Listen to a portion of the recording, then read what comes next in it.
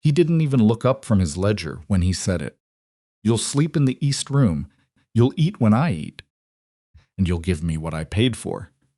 Mara Ellison stood in the doorway of a stranger's house, snow melting off her boots onto his floor, her entire life packed into one battered trunk sitting outside in the cold. She had traveled 4 days to get here, 4 days of rattling stages and frozen fingertips, and a hunger she refused to name. And this man, this hard-jawed, ice-eyed rancher who hadn't bothered to stand when she walked in, had just spoken to her like she was a delivery he'd been waiting on. If you were standing in her boots right now, what would you have done? Stay with us, because the deal Mara signed was only the beginning. The man behind it was something else entirely. Before we go further, if this is your first time here, welcome. Hit that subscribe button and turn on notifications so you never miss a story like this one.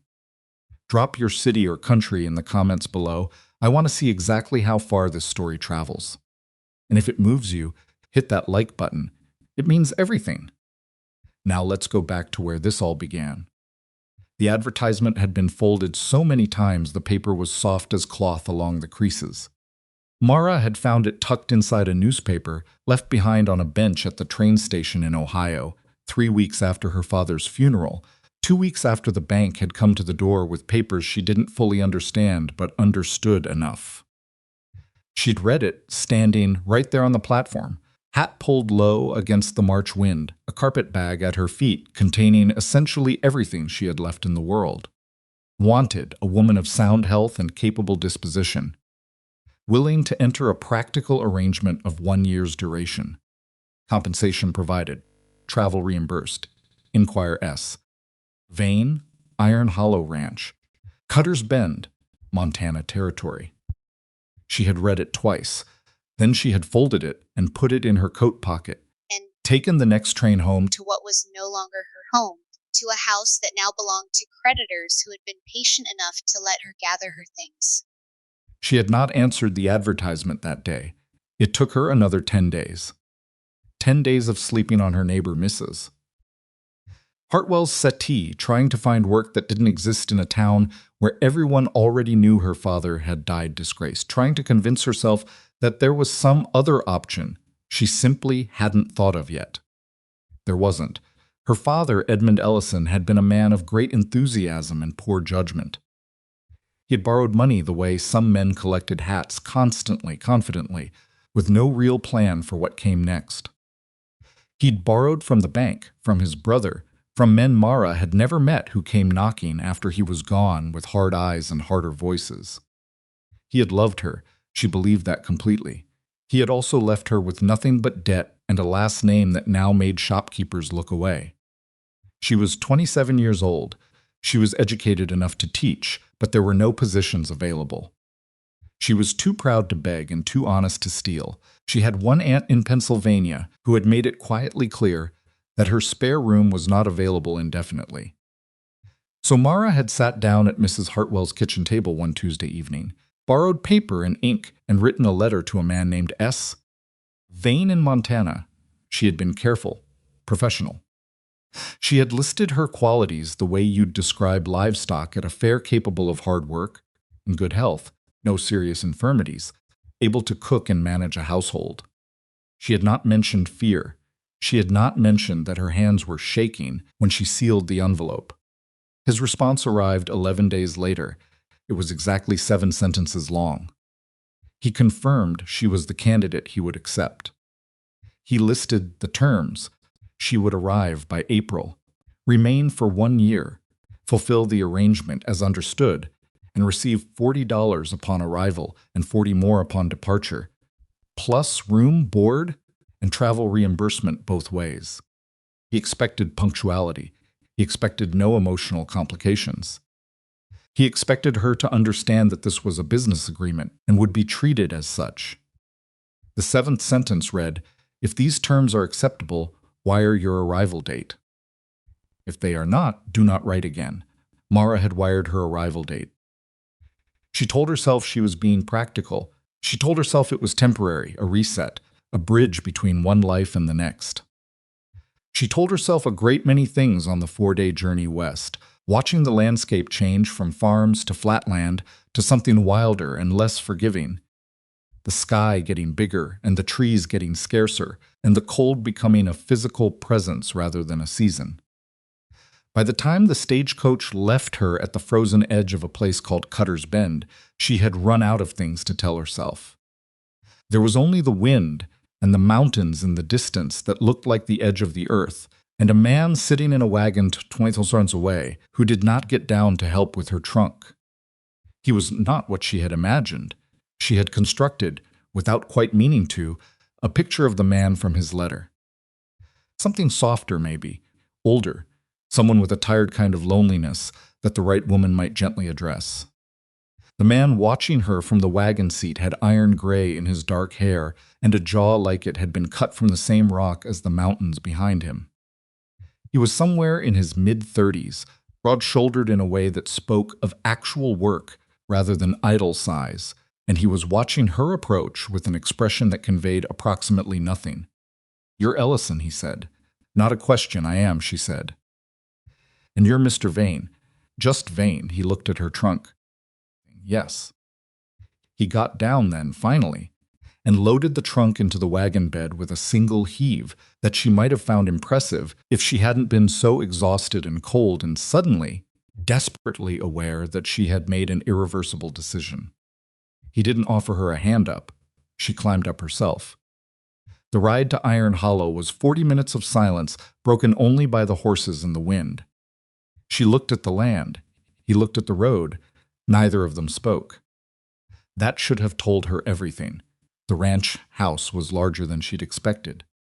2 stories solidly built, the kind of structure that had been put up by someone who intended to stay.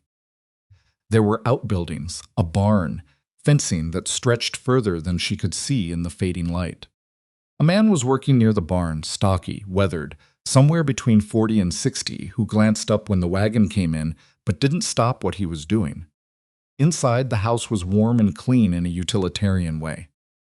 No curtains, no decorative objects, furniture built for function, nothing else. A wood stove that was doing its job, the smell of coffee from earlier in the day gone cold. Silas Vane set her trunk down near the stairs, walked to the table where his ledger was open, and sat down. He did not offer her tea. He did not ask if she was tired. He did not acknowledge that she had traveled 4 days to reach him. He said, without looking up, "You'll sleep in the east room. You'll eat when I eat, and you'll give me what I paid for." The words landed in the quiet of that room like stones dropped in still water. Mara stood very still for a moment. She was tired down to her bones. She was hungry.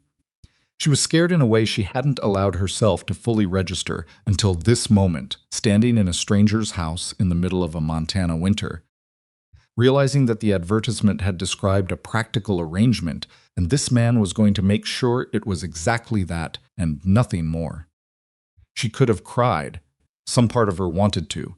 Instead, she took off her coat, hung it on the peg by the door, and walked into the kitchen to find out what he had in the way of food. She wasn't going to give him the satisfaction of watching her crumble on the first night. She found potatoes, half a ham, dried beans flour. She found a pot and a pan. She found coffee that was a day old and poured it out and started fresh because she needed something good to happen, even if it was only coffee. She had the potatoes on when he appeared in the kitchen doorway. He looked at what she was doing. She looked at him looking. "I didn't ask you to cook," he said. "I'm hungry," she said. "I assumed you'd eaten, but there's enough for 2 if you haven't." He hadn't moved. He was watching her with that expression, or rather that absence of expression, that she was already beginning to find infuriating. "I eat at 6. It's nearly 6 now." She turned back to the stove. "So that works out." She heard him stand in the doorway for another few seconds. Then she heard him pull out the chair at the kitchen table and sit down. It was not a victory. She knew that. It was potatoes and coffee in a cold Montana ranch house with a man who had just spoken to her like furniture. But something in her chest loosened by the smallest degree, because she had not crumbled. She had not fled to the east room and pulled the covers over her head. She had stood her ground in the only way available to her at that moment, which was to make dinner. Her mother had once told her that the best thing a woman could do in an unbearable situation was to find one small thing she could control and control it completely. Her mother had been talking about the time the roof was leaking, and her father had no money to fix it. She had put out pots to catch the drip and organize them by size. Mara suspected she was going to need that advice a great deal in the months ahead. They ate in near silence. The potatoes were plain but good. The coffee was hot. He cleaned his plate, which she took to mean the cooking was acceptable. He didn't say so. When she rose to clear the dishes, he spoke. "You understand the terms. I read your letter several times," she said. "Yes, there's no room for misunderstanding later." She set the plates in the basin and turned to face him. He was still at the table, both hands flat on the surface, watching her with those unreadable eyes. "Mr. Vane, I told you, just Vane, Vane." She made herself hold his gaze. "I am not here because I didn't understand your letter. I am here because I understood it completely and made a considered decision to accept. I would appreciate it if you extended me the same assumption that I am an adult woman capable of understanding what I agreed to." Something shifted in his expression. Not much, a fractional thing barely visible. But it was there. "Fine," she agreed. He got up and took his coffee toward the front of the house, and she heard the creak of a chair and then silence. She stood in his kitchen for a moment, alone, her hands in the cold water of the dish basin, and she thought, "This is the hardest thing I have ever agreed to do." Then she thought, "You already knew that when you got on the stage." Then she washed the dishes. The east room was small, but had a decent bed, a washstand, and a window that looked out at the dark outline of mountains. She unpacked only what she needed for the night. Her hands were steadier now than they'd been on the wagon, which she took as a good sign. She did not sleep well. The wind outside was constant and low, a sound like the land itself breathing. And she lay in the dark listening to it and thinking about her father and his debts, and the look on the bankman's face, and the advertisement folded soft in her coat pocket, already obsolete. She thought about what her life had looked like 6 months ago, small and modest, but hers, with her father alive in the next room, and the garden she'd kept, and the books she'd borrowed from the lending library, and the simple, unremarkable shape of ordinary days. She thought about what her life looked like now. Then she stopped thinking about it, because that particular direction led nowhere useful. She had made a choice. She was going to live inside it with as much dignity as she could manage. That was all there was. In the morning she rose before the sun. She could hear movement downstairs already, the thud of boots, the clank of the wood stove being stoked. By the time she came down, he was already in his coat heading for the door, and he didn't look back. She made breakfast anyway, oatmeal, because that's what the pantry had most of. She ate alone at the kitchen table and listened to the distant sounds of the ranch coming to life, outside men's voices, horses, the particular machinery of a working morning. An hour later, the man from the barn appeared at the back door. "Ma'am," he pulled off his hat. He had a round, weathered face and small, kind eyes. "I'm Gideon Pike. I run the hands out here." He paused, clearly unsure what exactly to say next. "Figured I ought to say hello, Mara Ellison," she said. "Would you like coffee?" He looked briefly, almost imperceptibly relieved. "Yes, ma'am, I would." He came in and sat at the kitchen table with his hat in his hands, and she poured 2 cups, and they talked about nothing in particular, the winter, the cattle count, whether the cold snap was going to break before March. Normal things, human things. When he stood to go, he hesitated. "He's not a bad man," Gideon said. He was looking at his hat rather than her. "I've worked for him 7 years. He's had some hard things happen to him." He looked up then, briefly. "Just so you know, I appreciate that," she said. Gideon nodded and put his hat back on and went back out into the cold. Mara stood at the window and watched him cross the yard toward the barn. The mountains were visible this morning, sharp and enormous against a pale sky, and the frozen plains stretched in every direction farther than she could calculate. She had known intellectually that Montana was vast. Standing here, looking at it, she understood it for the first time in a different way. Not as geography, as a condition, the kind of space that didn't care whether you were in it or not. The kind of distance that made the whole idea of one small woman and one closed-off man and a single winter feel like a very fragile, very brief thing against all of that cold and silence. She had come here to survive. She turned from the window and started on the day. What she did not yet know, what neither of them knew, standing on opposite sides of that house, going about the practical business of separate lives, was that survival was going to turn out to be the least of what happened at Iron Hollow. The land had its own plans, and so it turned out did the winter. The first week passed the way bad winters do, slowly, and with no apology. Mara learned the rhythms of Iron Hollow the way you learn a foreign language, by watching, by making mistakes, and by refusing to be embarrassed by either. She learned that Silas woke at 4:30 every morning without an alarm, that he took his coffee black and too hot and drank it standing at the kitchen window looking out at a darkness that hadn't changed from the night before, and that he ate whatever she put in front of him without comment, which she had decided to take as a compliment rather than indifference because she needed to take something. She learned that the ranch ran on a schedule that didn't bend for weather or mood or personal inconvenience. The cattle needed checking twice daily. The fencing along the north pasture was old and needed constant attention. The barn had a heating problem that Gideon had been working around for 2 winters. These things she learned not from Silas, who told her nothing, but from Gideon, who turned out to be the kind of man who couldn't stand an awkward silence and filled them with information. "How many head does he run?" she asked one morning, filling Gideon's cup. "About 400 right now. Lost some in November to a bad cold snap. He's been rebuilding the count for 2 years. That's a lot of work for—" She paused, uncertain how to phrase it without sounding intrusive. "How many hands does he keep on through winter?" "Just me and 2 others. Boyd and Clem. Good men, quiet. They bunk in the south house." Gideon wrapped both hands around the cup. He used to keep more on. Before she waited, Gideon seemed to realize he'd opened a door he hadn't meant to. He looked into his coffee. "Before things changed around here," he said, and left it at that. She didn't press. She was learning also what questions not to ask. What she could not learn was how to occupy the same house as Silas Vane without feeling the constant low-grade friction of his deliberate distance. He was not cruel, exactly. He was not rude in any way she could specifically name. He simply moved through the space they shared as though she were a piece of furniture that had been rearranged without his permission present, acknowledged in the most minimal sense, and otherwise ignored. The arrangement itself was what it was. She had known what she was agreeing to.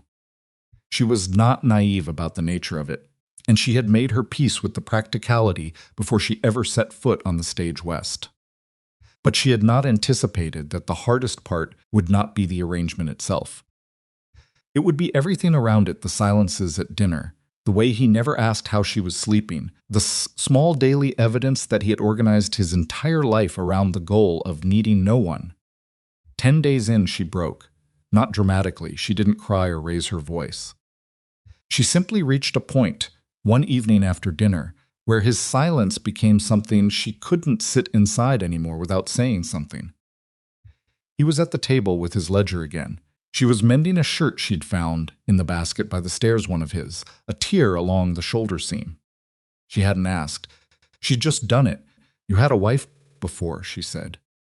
The scratching of his pencil stopped. She kept her eyes on the shirt. "I'm not asking about her specifically. I'm just acknowledging that I know you weren't always alone here." A long pause. "Then who told you?" "No one told me anything." "The house told me. There are curtain hooks in the front room with no curtains. There's a garden bed outside the east window that someone planted deliberately and no one's maintained in at least 2 years. There's a rocking chair in the corner of the sitting room that faces the fireplace in a way that suggests it was used regularly and hasn't been moved since." She finally looked up. "I'm observant, not psychic. He was watching her with an expression she hadn't seen from him before. Not quite anger. Something more complicated than anger. Her name was Clara, he said finally. She left 3 years ago. I'm sorry. Don't be. It was her choice. He looked back at the ledger. I made it easy for her to go. That's on me. She didn't know what to do with that.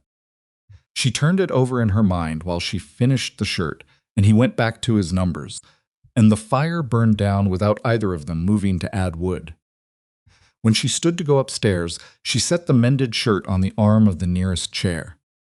She didn't say anything about it. She just left it there. In the morning it was gone. He'd taken it. She counted that, too, as a small thing. But she was learning that small things were all you got with Silas Vane, and that collecting them carefully was the only way to understand him. The second week brought something that caught her entirely off guard. She found she liked the work. Not the circumstances, not the cold, which was a physical assault every time she stepped outside. Not the isolation, which pressed against her in the quiet hours with a weight she hadn't expected.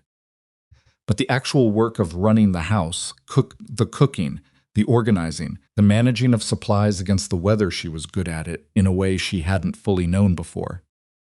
In Ohio, she'd kept her father's house, but it had been a smaller thing, a simpler thing. This was a ranch house, feeding 4 workers and herself through a Montana winter, and the calculations required were not trivial. Started keeping her own ledger, not for money for supplies. What they had, what they needed, how long the flour and salt pork and dried goods would last against what Silas told Gideon to order in November. The math was slightly alarming.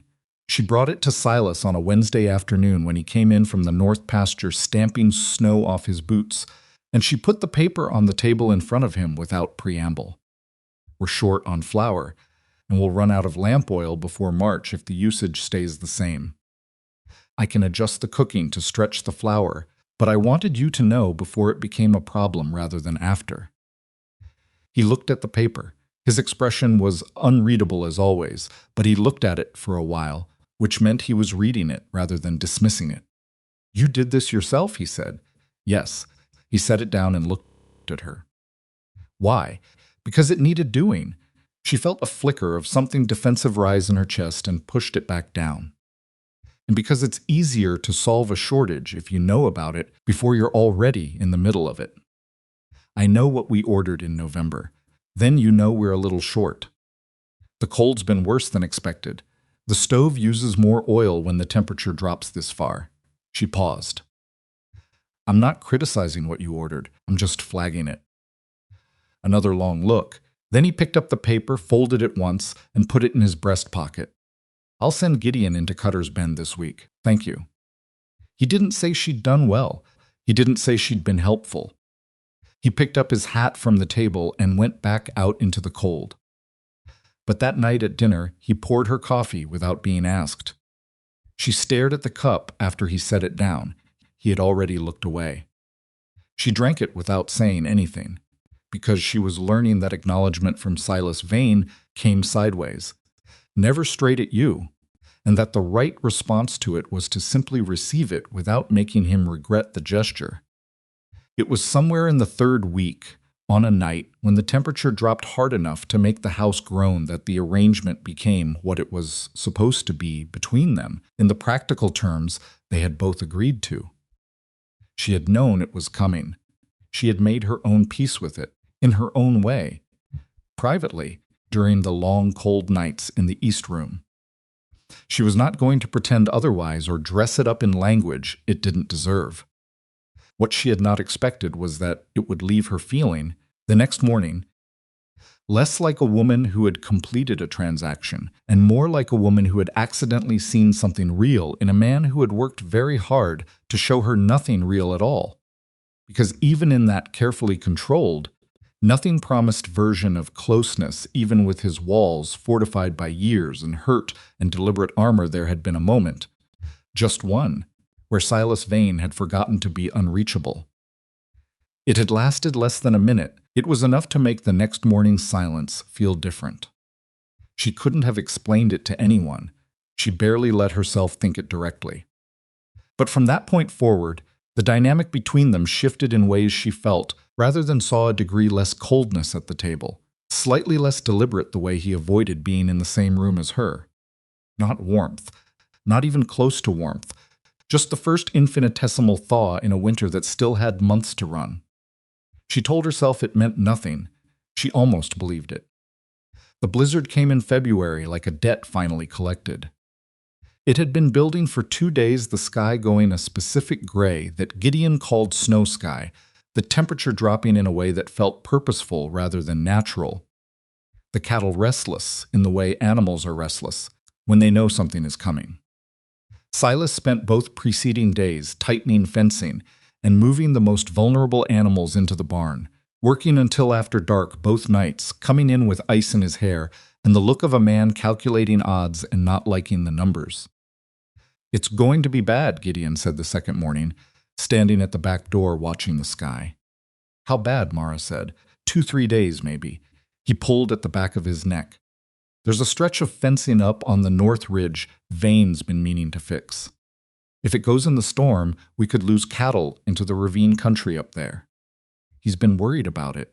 She turned to ask Silas, who was behind her pulling his coat on. "I'm going to ride up this afternoon and check it before the worst hits," he said. He didn't look at her when he said it. "Should be back by dark." "Should be," she said, "or will be." He looked at her then. There was something briefly, genuinely human in his expression, not irritation, but the faintest trace of something that might have been appreciation for the question. "Will be," he said. He was not back by dark.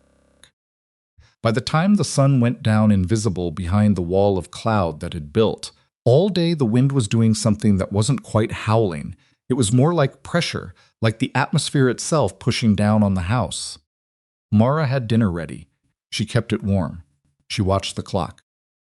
She did not say anything to Gideon when he came in to report that Silas wasn't back yet, because saying something would have meant admitting how tightly she was holding herself. "He knows this land better than anyone," Gideon said. He was watching her face more than he was talking to her. "He's ridden out in worse, I know," she said. "He'll come in." Gideon paused. "He's stubborn enough to spite the weather."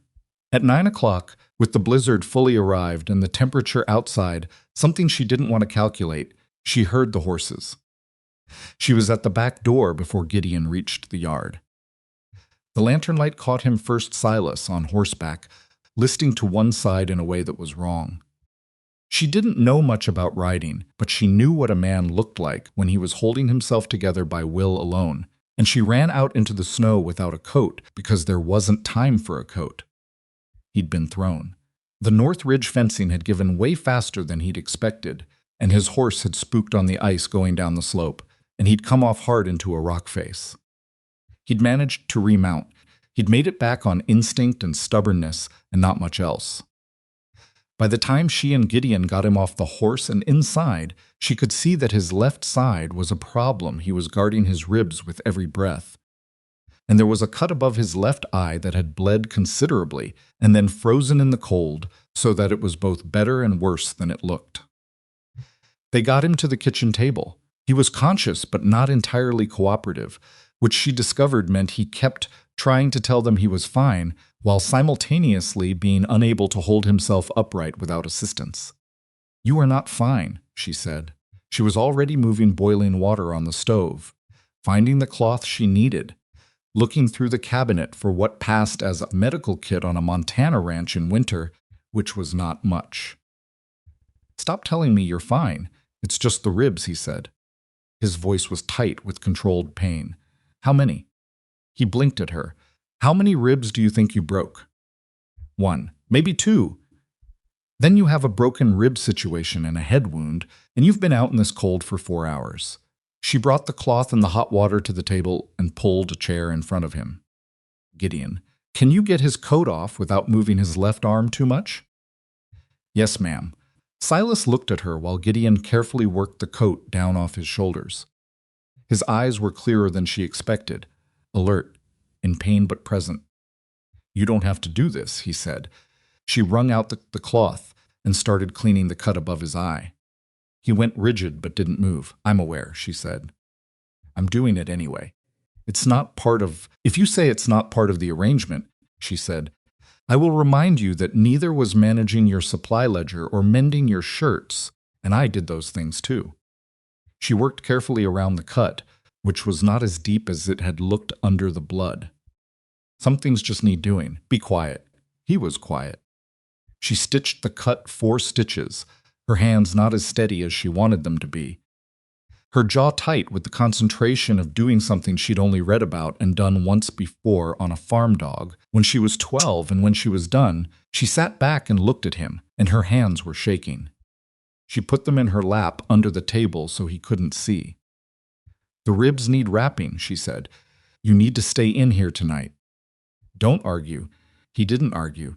That was almost more alarming than anything else. Gideon stayed until midnight, then went to check the animals and didn't come back, which meant either everything was manageable or so unmanageable he needed to stay with it. Mara sat in the kitchen and listened to the blizzard and checked on Silas every half hour, where he was resting in the front room, not the bedroom. He'd refused the bedroom.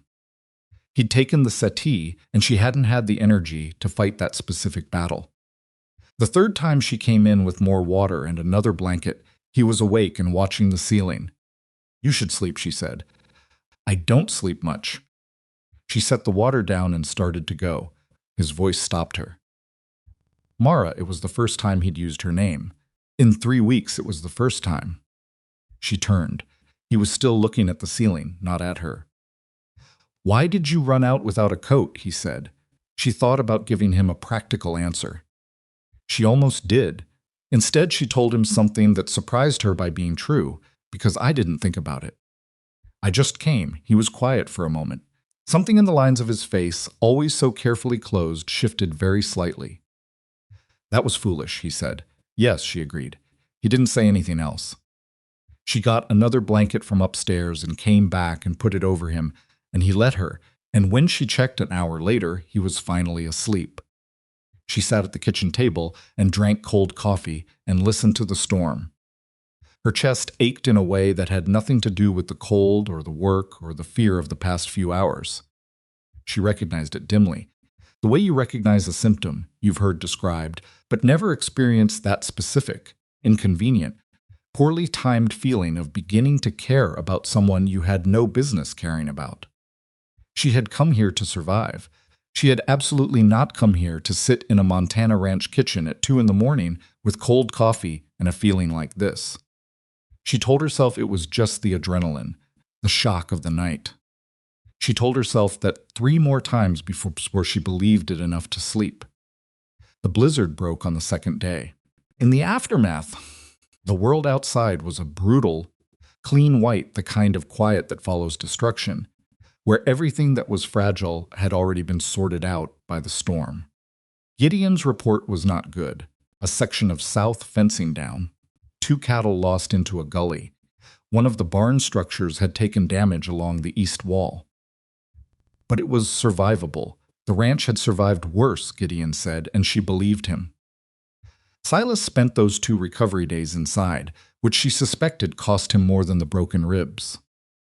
He was a man built around movement, around work, around the reliable therapy of physical labor that demanded all of his attention and left no room for sitting still with his own thoughts.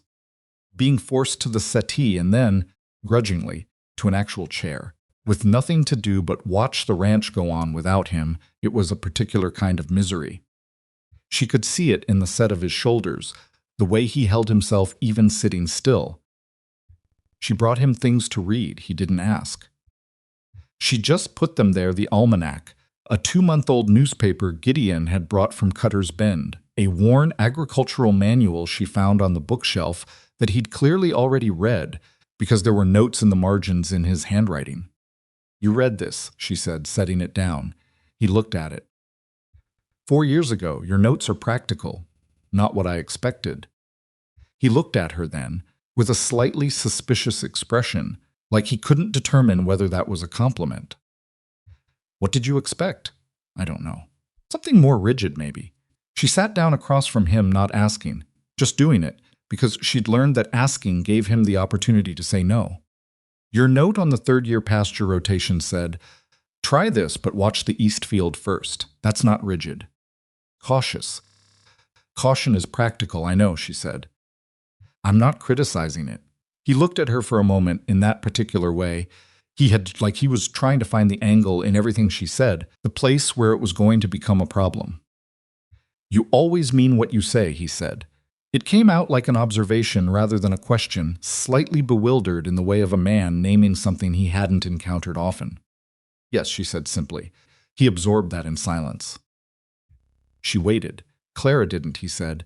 Then he stopped as if he hadn't intended to say it. The fire popped. Neither of them moved. You don't have to tell me anything, she said carefully. I know that. His jaw was tight. He was looking at the fire rather than her. She said she wanted what we had, what I was building here. She said all the right things. He paused for a long time. For 3 years, she said them. Then she said something different. She left for someone else. He looked at her sharply. Gideon didn't tell me that specifically, she said quickly. But you said you made it easy for her to go, and you've been the way you are. I put it together. He was quiet for so long she thought he'd closed the subject entirely. Then she went back east with a man who sold grain equipment. He had a house in a real city and indoor plumbing and a life that looked a certain way. His voice was flat. She told me I'd never be able to give her what he could.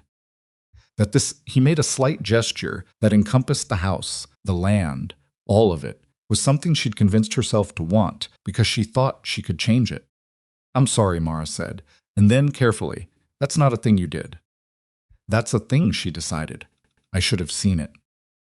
People hide what they want to hide. He looked at her again.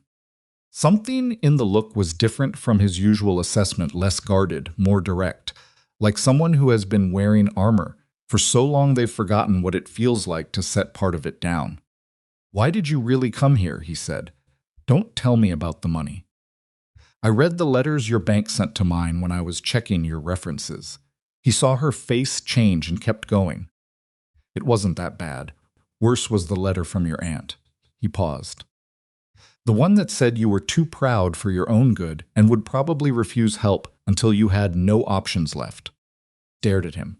You checked my references, she said slowly. I'm not an idiot, he said. I wasn't going to bring a stranger into my house without knowing who she was. My aunt said I was too proud. She said it like it was a problem. Something in his voice, just a thread of something, barely there. I didn't read it that way. The room was very quiet. The fire was doing its job. Outside the wind had finally, after 2 days, gone still. I came here because I had no good options left, she said finally. And because the ones I did have, depending on people who'd already made it clear they didn't want to be depended on, or making myself smaller to fit into someone else's life out of desperation felt worse than the risk of this. She met his eyes. And I came because the advertisement said practical arrangement, and I thought I can do practical. I've been practical my whole life. Has it been what you expected? He said. She thought about the cold, the silence, the East Room. The night of the blizzard. His name on her lips, her first name on his. No, she said, it's been harder. And some things have been, she stopped. Different than I expected. He looked at her for a moment longer than was strictly conversational. Then he looked away. I'll be back on my feet in 4 days, he said. 5 at most. It was a change of subject. She let him have it. Gideon has it under control, she said. The fencing can wait. The fencing can't. The fencing, she said calmly, will still be broken in 5 days, and you will be slightly better at fixing it than you are right now. Don't push the ribs. He gave her a look that was not quite a glare and not quite anything softer, somewhere in that complicated territory between them that was getting harder to map. You're managing me, he said. I'm being practical, she said. And she got up and went to the kitchen to start supper. Behind her, she heard him make a sound that was not a laugh. It was shorter than a laugh, quieter, contained. But it was the closest thing to one she'd heard from him in a month of knowing him. Turn around. She kept moving toward the kitchen, and she let herself, just for that moment, feel the warmth of it, that tiny, sideways. Carefully rationed evidence that somewhere under all that deliberate distance was a man who was still capable of finding something worth almost smiling at. It wasn't much. But in Iron Hollow, in February, with the snow still deep on the ground and the winter far from over, she was learning that almost was how everything started. The 5 days Silas had promised turned into 6, and then 7, because on the 5th day he tried to ride out to check the south fencing and made it exactly as far as the barn, before Gideon and Mara between them convinced him that a man with 2 cracked ribs had no business on horseback in 16 inches of snow. It was not a calm conversation. "I've worked through worse," Silas said. He had his hand braced against the barn door frame and was breathing in a way that made it obvious the short walk from the house had already cost him something. "I'm sure you have," Mara said. "And those ribs are cracked, not healed, which means if your horse spooks again and you go down the same way, you're not looking at cracked anymore. You're looking at broken all the way through, and potentially something punctured." She kept her voice level. She had found, over the past weeks, that matching his flatness was more effective than any amount of emotion. "The fencing will hold another 2 days. It held through the blizzard. Barely. Barely is enough." He looked at Gideon, who had the expression of a man who had learned long ago that staying neutral was the safest position. "She's right," Gideon said, with the careful tone of someone diffusing something explosive. Silas looked at them both for a long moment. Then he turned and walked back to the house. He didn't slam the door. That was the thing about Silas. He never broke things outward. Whatever he did with his frustration, he did it somewhere internal, somewhere she couldn't see. She wasn't sure yet whether that was admirable or frightening, that kind of control. Probably both. The extra days inside changed something, though she couldn't have pinpointed exactly when or how. Confinement does things to people that open space. Doesn't it? Removes the option of walking away from a conversation. It makes shared meals feel more like actual meals and less like 2 people in proximity. Turns the small habits of daily life into a kind of involuntary intimacy.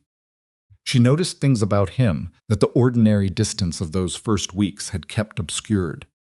He read seriously.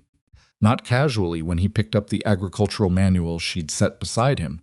He read it the way you'd read a problem you were actively trying to solve, with his brow furrowed and occasional brief, muttered disagreements with whoever had written the thing. He had a habit, when he was thinking hard, of tapping his left thumb against his knee in a rhythm that probably meant nothing and somehow felt very specific to him. When he laughed, which remained rare, contained, more of a sharp exhale than a real laugh, he always looked surprised by it, like it had gotten out before he could stop it. She noticed these things the way you notice a landscape that you've been moving through, too fast, suddenly slowing down. And she did not entirely like what noticing them meant. On the 7th day he rode out, she didn't try to stop him.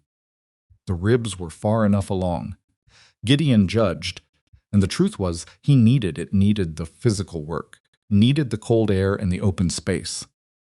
Needed to be doing something with his body before the enforced stillness turned into something worse than the injury. She watched him ride out from the kitchen window and felt the particular quality of the house's silence change with him gone lighter, somehow, and simultaneously emptier. That realization sat uncomfortably with her for the rest of the morning. March arrived without ceremony, which in Montana meant the cold didn't break so much as it shifted slightly, like a man adjusting his weight from one foot to the other. The snow was still deep on the ground, the morning still brutal, but there was something different in the light, a degree more gold in it, a suggestion rather than a promise of the season turning. She had been at Iron Hollow for 6 weeks. She had written 1 letter to Mrs. Hartwell back in Ohio because Mrs. Hartwell was the closest thing she had to someone who would want to know she was alive. She had not said much in the letter, only that she had arrived safely, that the work was hard but manageable, that Montana was nothing like she had imagined, and also exactly like she had imagined in the ways that mattered, meaning it was vast and cold, and asked things of you that you weren't always sure you had. She did not mention Silas. There was nothing she could say about him that would make sense without context she wasn't ready to provide. She received a letter from Mrs. Hartwell 2 weeks later that said, between the lines of neighborhood news and gentle inquiry, that she was praying for Mara every night and hoped she wasn't too lonely. She was lonely. She had been lonely before she came here, though the particular loneliness of being in a place where everyone has already decided who you are based on your father's failures. That kind of loneliness had an edge to it that this one, for all its cold and quiet, didn't quite have. She was still examining that difference when Silas came in one evening in early March and set something on the table in front of her. She looked down. It was a small tin of paints. Watercolors, the kind sold in general stores, not high quality, but real, a proper pan set with a small brush tucked alongside. Stared at it. Gideon went into Cutter's Bend for the oil and flour, he said. He was already moving toward the stove to pour coffee, his back to her. He mentioned you'd been drawing on paper scraps. She had been drawing on paper scraps, the backs of old envelopes, the margins of pages she'd torn from an outdated almanac. Small sketches, the mountains from the east window, the particular shape of the barn against the sky, Gideon's boots by the back door. She'd been doing it without quite thinking of it as a choice, just because her hands needed something to do in the evenings, and she'd always drawn, since she was a girl, and she'd run out of other ways to manage the quiet. She hadn't thought anyone had noticed. You didn't have to do that, she said. I know. He sat down across from her with his coffee. He was looking at the table rather than her. You said when you were talking about your father. You mentioned you used to paint before things got bad. She had said that 3 weeks ago, during one of the longer evenings after the blizzard, when the conversation had somehow moved from the price of cattle feed to the things they'd each set down along the way. She had mentioned it, almost in passing, the watercolors she'd sold with everything else, the small pleasure of it that she'd put away without ceremony when there was no money for paint. He had listened to that the way he listened to most things she said quietly, without visible reaction, in a way she'd mistaken for indifference. She picked up the tin and turned it over in her hands. Thank you, she said. He made a small gesture with his hand that meant something like, it's nothing. But it wasn't nothing, and they both knew it, and the room held that knowledge quietly between them. The next morning, she painted the mountains from the east window, and it was clumsy and imprecise, and some of the colors were wrong for what she was trying to capture, and she felt something ease in her chest that she hadn't realized had been tight. Silas saw it on the windowsill where she'd left it to dry. He didn't say anything about it, but he didn't move it. It stayed on the windowsill for a week. She painted 3 more before she moved the first one. Something was happening between them that neither of them named, which was probably wise, because naming things gives them a weight that can crush you if you're not ready. The conversations were the most obvious evidence. What had started as practical exchanges, supplies, schedules, ranch concerns had begun to develop edges and depth the way a trail develops if enough people walk it. They talked about the cattle market, but then about what he'd wanted for the ranch before the bad years hit. They talked about the spring planting schedule, but then about what her mother's garden had looked like in June, the roses she'd grown against the fence. They talked about nothing, sometimes just the comfortable filler of 2 people in the same space who had stopped being strangers without quite deciding to.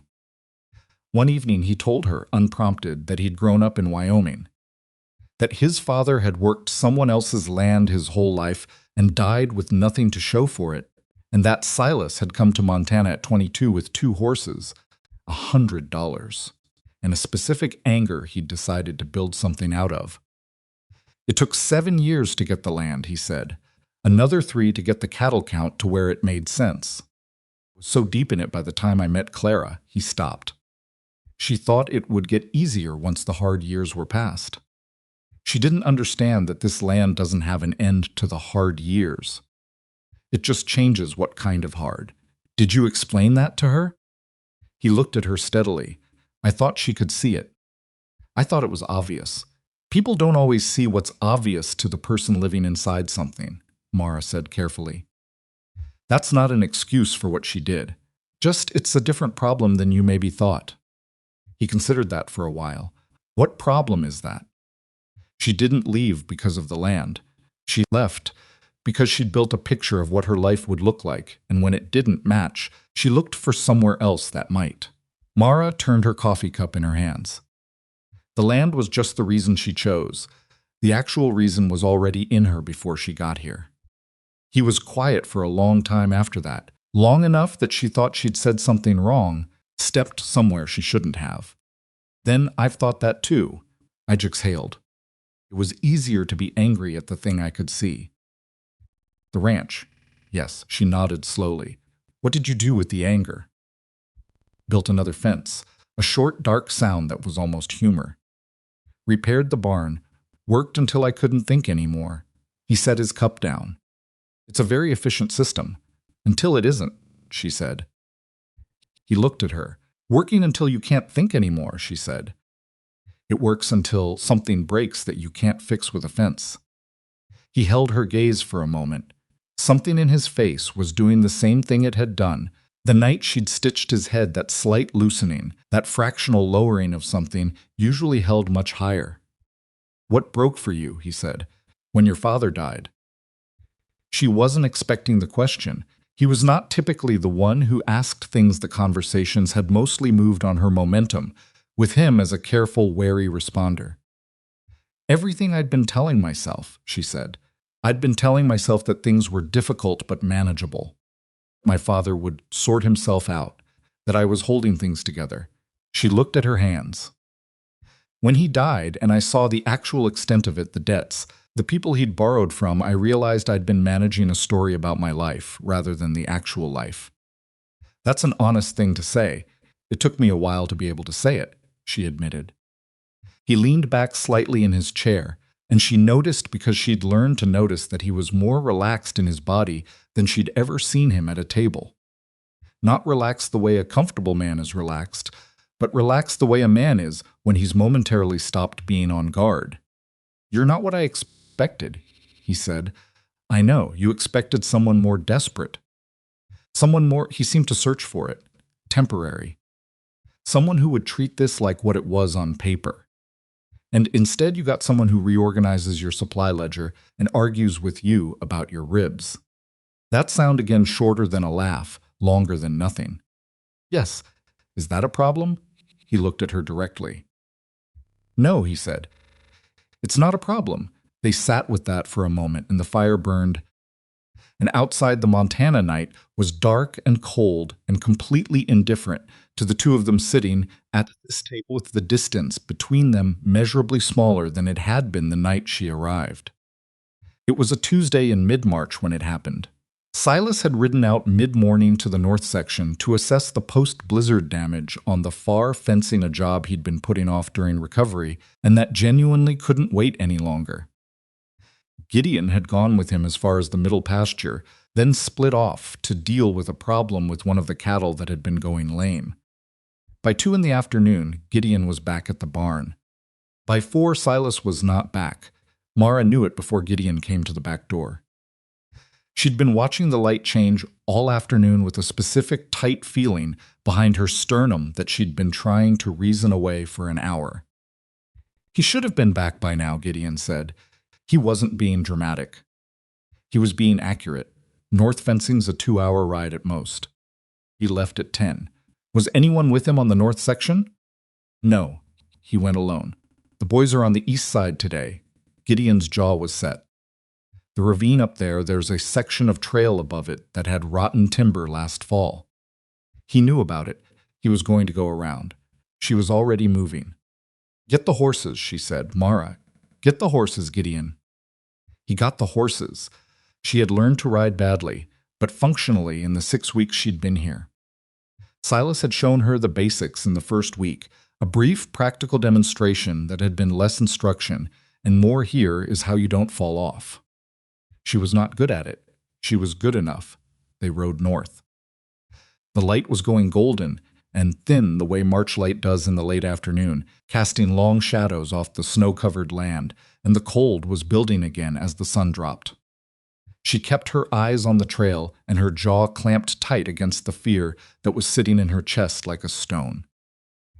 Gideon found the horse first. It was standing 50 yards from the ravine edge, reins trailing, visibly spooked but uninjured. He caught it and held it and looked at Mara, and neither of them said what they were both thinking. She dismounted before she was fully stopped and went to the ravine edge and looked down. 20 feet below, on a shelf of frozen rock, Silas Vane was alive. She could see that because he moved when she called his name, a small controlled shift that told her immediately that moving was costing him. He was on his back on the rock, and even from 20 feet up in the fading light, the angle of his left leg was not right. "I'm here," she called down. Her voice came out steadier than she felt. "Can you tell me what's broken?" A pause. His voice came up thin but clear. "Leg left. Might be the hip too, I'm not sure." Another pause. "Ribs again." "The same ones. Are you bleeding anywhere you can see?" "Head some." It stopped or slowed. She stood up from the edge and looked at Gideon. "How long to get ropes and men?" 2 hours, maybe 2.5. His face was doing something careful. "The temperature's going to drop hard when the sun goes." 2 hours, 2.5. A man with a broken leg and possibly broken ribs and a head wound on frozen rock in March in Montana, with the temperature about to drop hard. "Right," she said. "Get everyone. Get ropes and the sled." She was already pulling her coat off. "Mara, what are you? He'll die of cold before you're back if no one's down there with him." She was unbuckling the second saddlebag, pulling out the spare blanket she'd learned to always carry after the blizzard. "The rock face, there's handholds I can see from here. There's a slope on the east side of the ravine that's less sheer. Can you climb down faster than me?" she said. "Because if you can, you go down and I'll ride." Gideon looked at his leg, which had an old break in it from a decade ago, that hadn't healed right and had limited him ever since. "Go," she said, not unkindly, "fast as you can. Tell Boyd to bring the heaviest rope." He went. She went to the ravine edge, and she looked at it with the specific calculation of someone who had climbed apple trees and barn roofs as a girl, who knew the difference between a risk worth taking and stupidity, and who had already decided that this was the first kind. She went over the edge. It was not smooth. Nothing about it was. The rock face was iced in places, and she slipped twice badly, scraping her right palm open on an outcropping before she found a solid grip. The cold hit differently. Down in the ravine there was no wind buffer, and the temperature on the rock face was something she didn't want to calculate. She moved by feel as much as sight, testing each handhold, finding the eastern slope that was less sheer, and using it to traverse down in a diagonal that was longer but survivable. She reached the shelf in 11 minutes. She knew because she counted them. Silas was watching her come. His face was pale in a way that was partly the cold and partly what she recognized now from the blizzard as his particular version of severe pain, which he managed by removing all expression rather than showing any. She dropped to her knees beside him. "You came down yourself," he said. "Yes, that was reckless. I'm going to need you to not lecture me right now." She was already spreading the extra coat over him she'd thought to bring it, taken it off the peg by the door without stopping to think. She moved to his leg and looked at it without touching it. The angle confirmed what she'd feared from above. "This is broken." "I'm not going to touch it." "Good. Your ribs?" "Worse than before." He exhaled, controlled. The fall a pause. The timber gave, right under my horse. She went one way. I went the other. "Where's the head wound?" "Back of the skull, the rock." He moved his eyes toward her without moving his head. "It's not spinning, so I don't think it's—" "Don't diagnose yourself," she said. "Stop moving your head." She tucked the blanket around him as tightly as she could, and then she did what she'd seen done once, long ago, watching her father sit with a sick neighbor through a winter night. She positioned herself against his right side, the uninjured side, and pressed close, putting her body's warmth against him. He went very still. "Gideon's getting help," she said.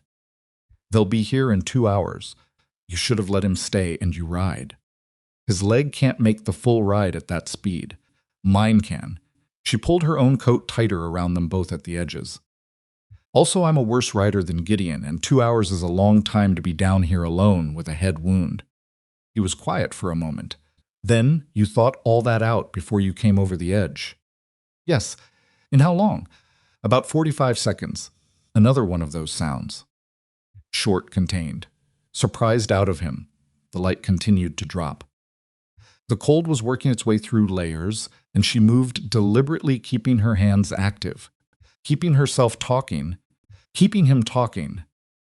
Because a man with a head injury who goes quiet in the cold is a man in serious trouble, and she knew that much, if nothing else. She talked about Ohio, about her mother's roses and her father's enthusiasms, and the time she was 10 years old, and she'd convinced herself she could fix the leaking roof by redistributing the tiles, and had gotten up there in a rainstorm and nearly slid off, and her father had looked up from the yard and just started laughing. Not the worried father kind of laugh, but the real kind, helpless and delighted. He sounds like he was something, Silas said. His voice was thinner than she liked. He was a disaster, she said, and something, yes. She paused. I miss him every day. Even though the wreckage he left, she stopped. You can love someone who made your life very hard.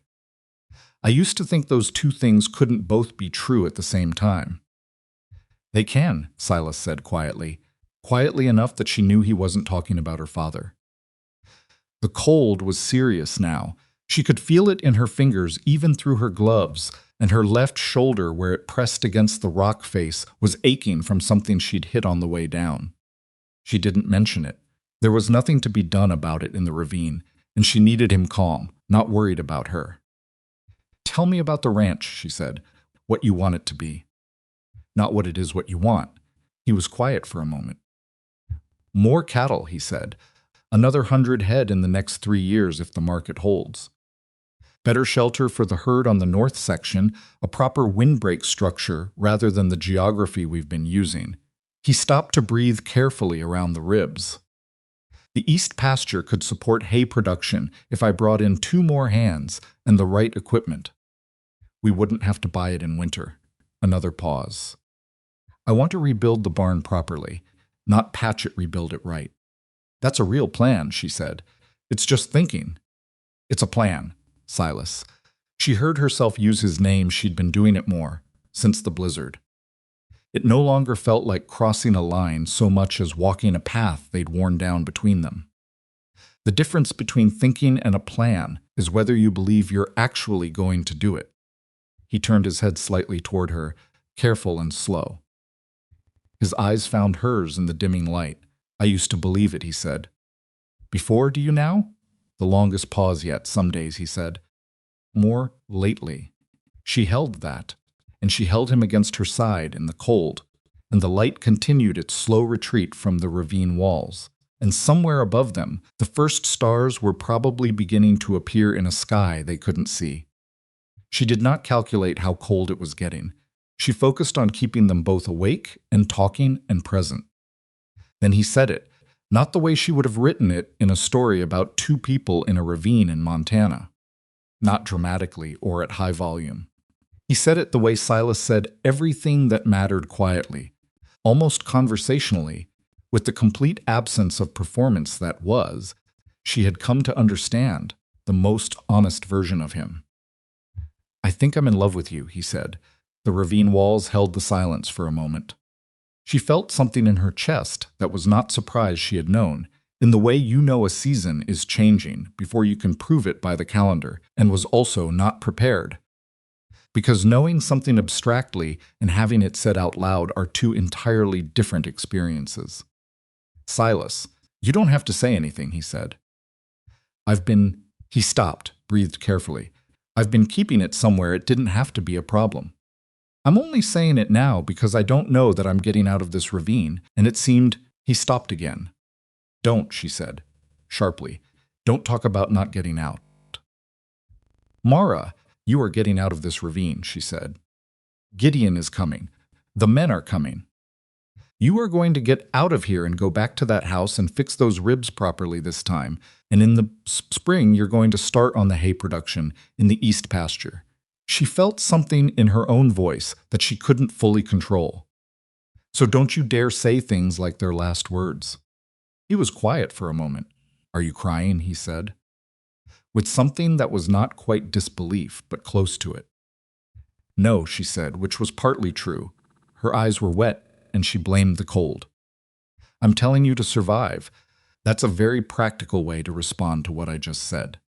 Yes, well, she pressed her shoulder more firmly against his. I love you too, and I need you alive to do anything useful with that information. So focus. Another silence, different in quality from the ones before.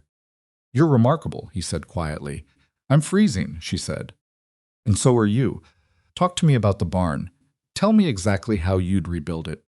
He talked about the barn, the structure he'd want, the wood, the dimensions, the way he'd angle the doors against the prevailing wind. His voice steadied as he talked. She listened and responded and kept them both tethered to the practical and the forward-looking, because that was what they needed in the dark at the bottom of a ravine in March in Montana. She saw the lanterns before she heard the voices. 3 of them, moving along the ridge above Gideon and Boyd and at least 2 others, the light swinging as they moved, calling out as they came. Here, she called up, and her voice broke slightly on the word from something that was relief and cold and the sheer specific gratitude of someone who has been holding everything together for 2 hours and can finally, slightly, let go. There they are, she heard Gideon's voice say above. And then the organized, purposeful sound of men who knew what they were doing, beginning the work of getting someone out. She stayed beside Silas until they told her to move. Then she moved exactly as far as she had to and no further, and she watched them work. And she kept her eyes on his face, and when they finally got the rope rigging down to him and began the careful, painful process of lifting him out, she was the last one off the shelf. She climbed back up the rock face on the same eastern slope, slower going up than coming down, her scraped palm burning, her left shoulder complaining loudly about the earlier impact. She was shaking by the time she got to the top, not from cold alone, from the particular physical cost of sustained fear finally releasing its grip. Gideon was there. He put a horse blanket around her without saying anything. She started. He's out, Gideon said. He's breathing. Boyd's got him on the sled. She nodded. She was looking at the dark shape of Silas on the sled, surrounded by the men of his ranch, covered in every blanket they'd brought. You climbed down a frozen ravine wall in the dark, Gideon said. Not an accusation. Something quieter than that. It wasn't dark when I went down, she said. Gideon looked at her for a moment. His weathered face did something complicated. No, he said, I guess it wasn't. He turned toward the horses. Let's get him home. She rode back alongside the sled, and she didn't take her eyes off the shape of him under the blankets, and the Montana night closed around them all, cold and dark and vast, and entirely uninterested in sentiment, and she let it be what it was. Because some things you can't soften and shouldn't try to. The land didn't care. She did, and right now that was enough. They got him back to the house by 10 o'clock. The ride took 40 minutes that felt considerably longer. The sled moving slowly over the packed snow with Boyd and Clem guiding the horses and Gideon walking alongside, and Mara riding close enough to watch Silas's face for any change in the quality of his consciousness. He was awake for most of it. Not talking cost him too much with the ribs, but his eyes were open and tracking. And twice when she pulled her horse close enough, he looked at her with an expression she couldn't fully read in the dark, but that she felt in some specific, difficult way. Getting him into the house was a 4-person problem that nobody solved gracefully. The stairs were impossible with the leg, so they brought him into the front room, and Boyd, who turned out to have spent 2 winters working for a doctor in Billings, took over with a calm authority that Mara was grateful for beyond her ability to express it. He assessed the leg, confirmed the break, confirmed the ribs were the same side as before and worse, cleaned the head wound with a thoroughness that made Silas go white and silent in a way that was worse to watch than if he'd made noise. He needs a proper doctor, Boyd said, not to Silas but to Mara and Gideon standing in the doorway. The leg has to be set right. I can splint it tonight, but I'm not a doctor in a bad set on a break like this. How soon can someone get to Cutter's Bend and back with the doctor? Mara said. Hard ride each way. 4 hours there and back if the road's held after the blizzard. Gideon looked at the clock on the mantel. Tonight's too late for the road conditions. First light. First light, then, she turned to Boyd. Tell me what you need for tonight. Boyd told her. She got it. What followed was the longest night she had spent at Iron Hollow, which was saying something given the night of the blizzard. She and Boyd worked by turns, Boyd handling the technical aspects of the splint and the bandaging, Mara managing everything else, which was the water and the warmth and the specific work of keeping a man who was in significant pain and had taken a blow to the head both awake and still, when stillness was the last thing pain made easy. Gideon rode for the doctor at 4:30 in the morning. Around midnight, with Boyd dozing in the chair by the wall, Silas spoke. You should sleep, he said. Later, she was sitting on the low stool she'd pulled close to where he was laid out on the makeshift bedding they'd arranged on the floor. The settee hadn't been flat enough for the leg. She had her knees pulled up and her back against the front of the armchair, and she was tired in a way that had gone past the feeling of tired into something almost peaceful in its thoroughness. Your hand, he said. She looked down. The scrape on her right palm from the ravine descent had bled through the cloth she'd wrapped around it and gone dark. She hadn't thought about it in hours. It's fine. Let me see it. You're the one with the broken leg. Mara. His voice was quiet and flat with pain, but the way he said her name had a quality to it that had been there since the ravine direct, unguarded, stripped of the careful modulation he usually applied to everything he said to her. She held out her hand. He looked at it in the lamplight. He couldn't do anything about it from where he was, and he seemed to know that, but he looked at it for a moment with an expression she recognized, the particular face of someone who feels responsible for damage they didn't directly cause. I climbed down on my own, she said. You didn't ask me to. I know that, so stop looking at it like that. He looked up at her face instead. The lamp was low, and the room was warm from the stove, and outside the Montana night was doing what it did, cold and silent and complete. His face in that light was different from the face she'd first seen across his kitchen table the night she arrived. Not softer exactly, less armored, like something long maintained had finally been put down in the ravine and left there. I meant what I said, he told her. Down there. I wasn't saying it because I thought I was dying. She held his gaze. I know, I want you to know I understand what it changes. About the arrangement. The arrangement, she said, has been changing for a while. We've just been polite about not mentioning it. Something moved in his expression that she thought might be relief, though on his face relief looked very close to pain, and it was difficult to distinguish them. I don't know how to do this, he said. The admission seemed to cost him something beyond the ribs and the leg. I knew how to build this ranch. I know how to work the land. He stopped. I closed all that off, after Clara. I closed it deliberately, and I was thorough about it. I know, she said. So I need you to understand that I'm going to do this badly. He said it with a directness that was characteristic of him, no softening, no performance. I'm going to say the wrong thing sometimes. I'm going to default to distance when it gets difficult. I've been doing it my whole adult life, and a winter in a ravine doesn't fix that. She looked at him for a long moment. Silas, she said. I came here from a situation where I had managed my father's disasters for 10 years and convinced myself it was holding my life together.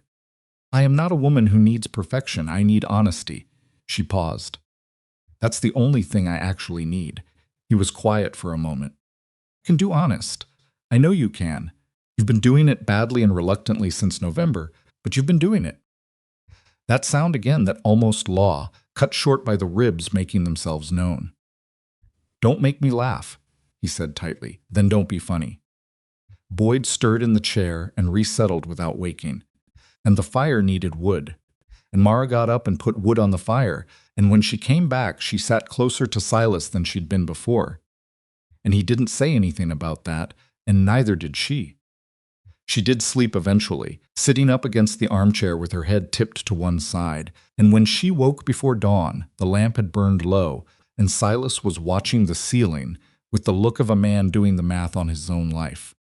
The doctor arrived from Cutter's Bend mid-morning.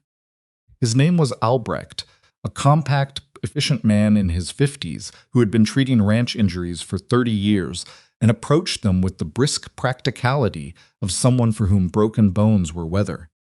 He set the leg with Boyd assisting and Mara holding a basin and Silas making no sound whatsoever except for one single sharp intake of breath at the worst moment, which Albrecht said was actually a good sign. That men who stayed quiet through a set like that had enough body resources left to manage the recovery. 6 weeks minimum off that leg, Albrecht said, washing his hands in the basin. The ribs, he's cracked them worse this time, borderline on a break. I want him still for 2 weeks before he does anything more strenuous than walking to the kitchen. He looked at Mara. You the one who kept him alive in the ravine? Gideon got help, she said. Boyd did the splint. Albrecht gave her a brief, dry look that said he wasn't asking about Gideon and Boyd. Keep him warm. Keep him still. Keep him eating. Don't let him convince you he's fine before he's fine, because he will try. He picked up his bag. I've treated this man before. He thinks pain is something to argue with. I'm aware, Mara said.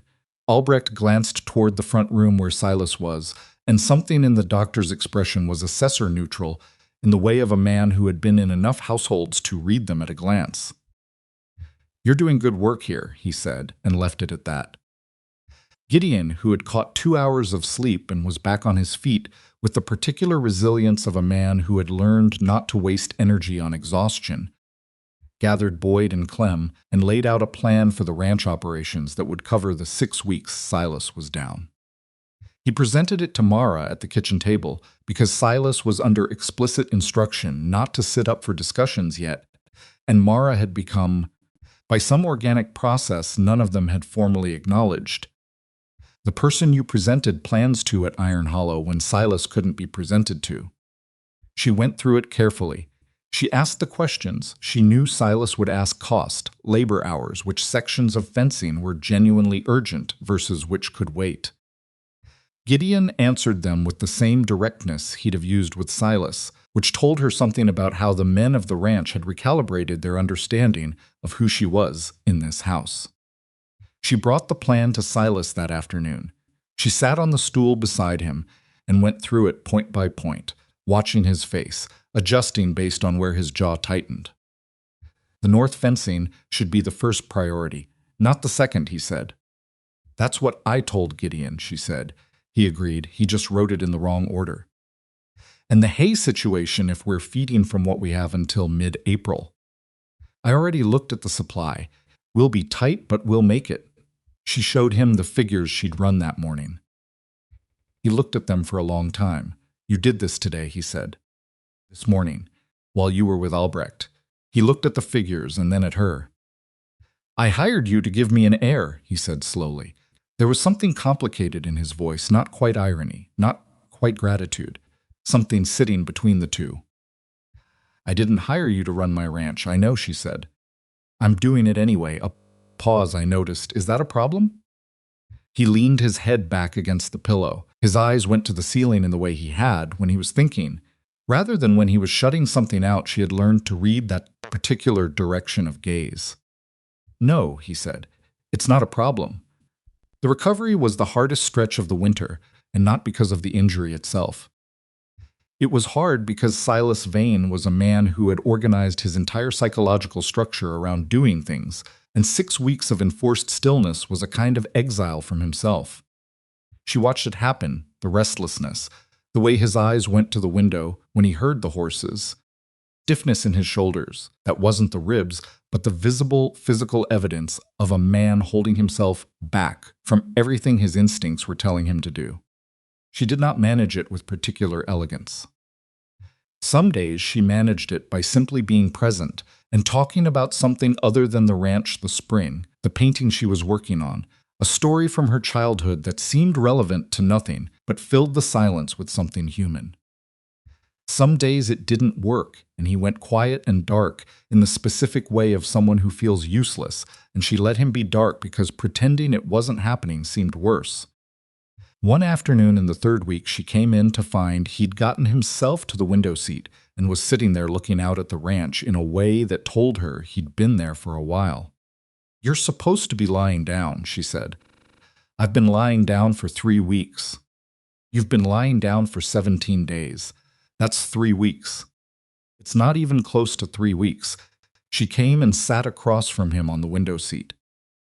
Outside, Gideon and Boyd were working the east fence, small figures against the white.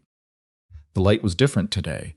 March was genuinely tipping towards something, the quality of it warmer, even if the temperature wasn't. "What are you watching?" "Gideon's got the post angle wrong on the east section." "Is it going to fall down?" "Not immediately." "Then it can wait until you can tell him yourself." He turned from the window and looked at her. He had color back in his face that hadn't been there after the ravine, and the leg was mending well according to Albrecht's second visit. He still moved like someone navigating around a problem, careful and deliberate, but the sharpest edge of the pain had blunted. "I keep thinking about what you said," he told her. "In the ravine, about the east pasture plan. I said you should believe you're going to do it. I've been thinking about the hay production numbers. If we brought on 2 additional hands in spring, I ran those numbers," she said. He blinked at her. She got up and went to the small desk where she'd been keeping the ranch account since he'd been down, and came back with the page she'd been working on. She handed it to him and sat back down. He looked at it, and she watched his eyes move across the figures, and the particular quality of his attention was so completely characteristic of him, serious, precise, the intelligence behind it fully engaged, that she felt something in her chest that was not quite tenderness, and not quite something else, but lived somewhere between. "You've been doing this on your own," he said, not in accusation. "Something quieter, someone had to. The April numbers." He pointed to a line. "You've accounted for a second planting cost I hadn't thought about." Gideon mentioned it. "The soil on the east section is going to need preparation before it'll support hay production the way you're imagining. That's an extra cost in the first year." He looked at the page for another long moment. Then he set it down on his knee, and he looked at her with an expression she recognized, now the look that preceded the things he said that actually mattered. "Stay," he said. She waited. Not the arrangement. Not the year. He said it with an awkwardness that was not characteristic of him, and that made it more real, somehow, than anything polished would have. "I'm asking you to stay past the arrangement. Permanently." As my wife, he paused. "I'm doing this badly. You said you would," she said. "I know, He stopped. "I don't have a good speech." I thought about trying to put one together, and it felt dishonest. He looked at his hands, which were flat on the page with her numbers on it. "You came here to survive. I asked you here so I could have something I wanted without having to risk anything I wasn't willing to lose." His jaw worked.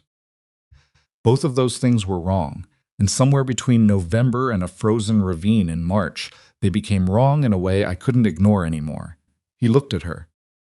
"I don't want another year of your life in a contract.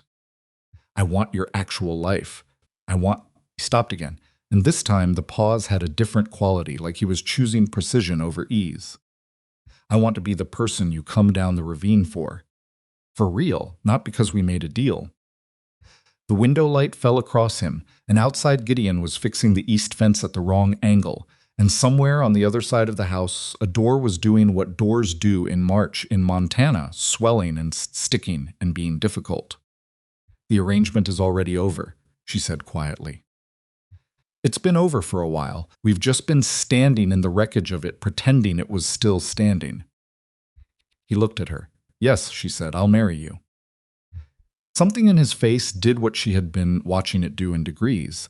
Since November softened, opened, became the face of someone who had finally stopped trying to look like no one was home.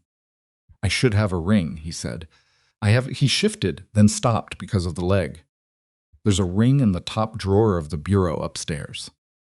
"It was my mother's." She went up and found it. It was a simple gold band with a small garnet set in it. worn smooth on the outside in the way of old rings that have been lived in. She came back down and he put it on her finger himself, leaning forward from the window seat at a cost she could see in his face that he wasn't going to acknowledge. It fit almost exactly. Neither of them said anything about that for a moment. The ranch hands are going to have something to say about this, she said finally. Gideon will be smug about it, Silas said. He's been smug since January. Since January? He told me in January that you weren't what I'd hired. What did you say? I told him to mind the cattle. Something crossed his face that was the closest thing to self-deprecating she'd ever seen from him. He said the cattle were fine. It was me he was worried about. She laughed. It came out less contained than she intended, and he looked at it, looked at the laugh, the way you look at something you haven't seen in a long time, and find is better than you remembered. Good, she said. He was right to worry. They married in late March, when the leg was well enough for Sasa to stand without the crutch for the duration of a short ceremony, which was held in the front room of the ranch house, with Gideon and Boyd and Clem present, and a justice of the peace who rode out from Cutter's Bend, and was clearly accustomed to the utilitarian frontier version of matrimony, and who did not require flourish and did not get it. Gideon, as predicted, was smug. He shook Silas's hand and then looked at Mara with the expression of a man who feels he has been proven comprehensively right about something. Told him in January, he said to her. I heard, she said. He's a stubborn man, I'm aware, but he's a good one. Gideon's voice shifted slightly from smug to something genuine, the way it did when he stopped performing and just said the thing. You're good for each other. I don't say that light. Mara looked across the room at Silas, who was talking to Boyd about the post angle on the east fence with the absolute focus of a man who had been waiting for weeks to discuss this specific subject. I know, she said. The ring Silas gave her was his mother's, the garnet one she'd gone up and found. She gave him a band she'd arranged through Gideon with the jeweler in Cutter's Bend plain gold, nothing decorative. She had told Gideon what to have engraved on the inside. When Silas turned it over and read it, he was quiet for a moment. Against all odds, he looked at her. It seemed accurate, she said. He put the ring on. April came, and with it something Mara had been told about but had not believed until she was standing inside it, a Montana spring. Not gentle, the cold broke by degrees rather than all at once, and there were mornings in early April where the temperature still dropped below what was comfortable, and the wind had not forgotten winter, even if winter was technically over. But the light changed in a way that was profound after the months of white and gray longer, warmer in quality, pulling color back from the land in slow degrees. The mountains on the horizon looked different. The pastures showed the first suggestion of green. Silas was back on his horse by mid-April. Mara stood in the yard and watched him ride out the first morning and told herself the tightness in her chest was just a residual response to the ravine, a kind of body memory caution. It mostly was. He came back when he said he would. He did that now, told her, when he expected to return, and came back then, or sent word if he couldn't. It was such a small thing. She had not asked for it. He had simply started doing it, sometime during the recovery, and continued. The spring brought an expansion of everything that had been dormant.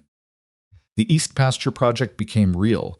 2 new hands arrived in May, young men recommended by a rancher in the next county, and Gideon put them to work on the land preparation. Mara sat in on every planning conversation because Silas had stopped pretending she shouldn't be there, and because her numbers had been right consistently enough that the opinions that came with them had earned their place. She did not become a rancher. She didn't have the lifetime of knowledge that required. But she became an essential part of the operation in the way that a person becomes essential when they show up fully every day and think seriously and say what they actually mean. The accounting was genuinely hers now, the supply management, the correspondence with the feed suppliers, and the market contacts that Silas had always handled alone and now handled with her. The ranch account showed by July the first unambiguously good year in 3. She also painted. Not on paper scraps anymore. Silas had ordered proper watercolor paper through the general store in Cutter's Bend, and he had done it without mentioning it to her first, just left the package on the kitchen table one evening, the way he'd once left the tin of paints. She'd looked at it, and then at him, and he'd been looking at the wall in the elaborately casual way of a man who has done something he isn't going to make a production of. She painted the ranch from angles she'd been looking at all winter, the barn against the summer sky, the mountains in the particular blue they went at midday, the horses in the north pasture. She painted Gideon from behind, which was the only way she could get him to hold still long enough to be painted, and which somehow captured him better than a frontal portrait would have anyway. The round shoulders, the hat, the way he stood like someone who has been working the same land. For so long he has become part of its weight.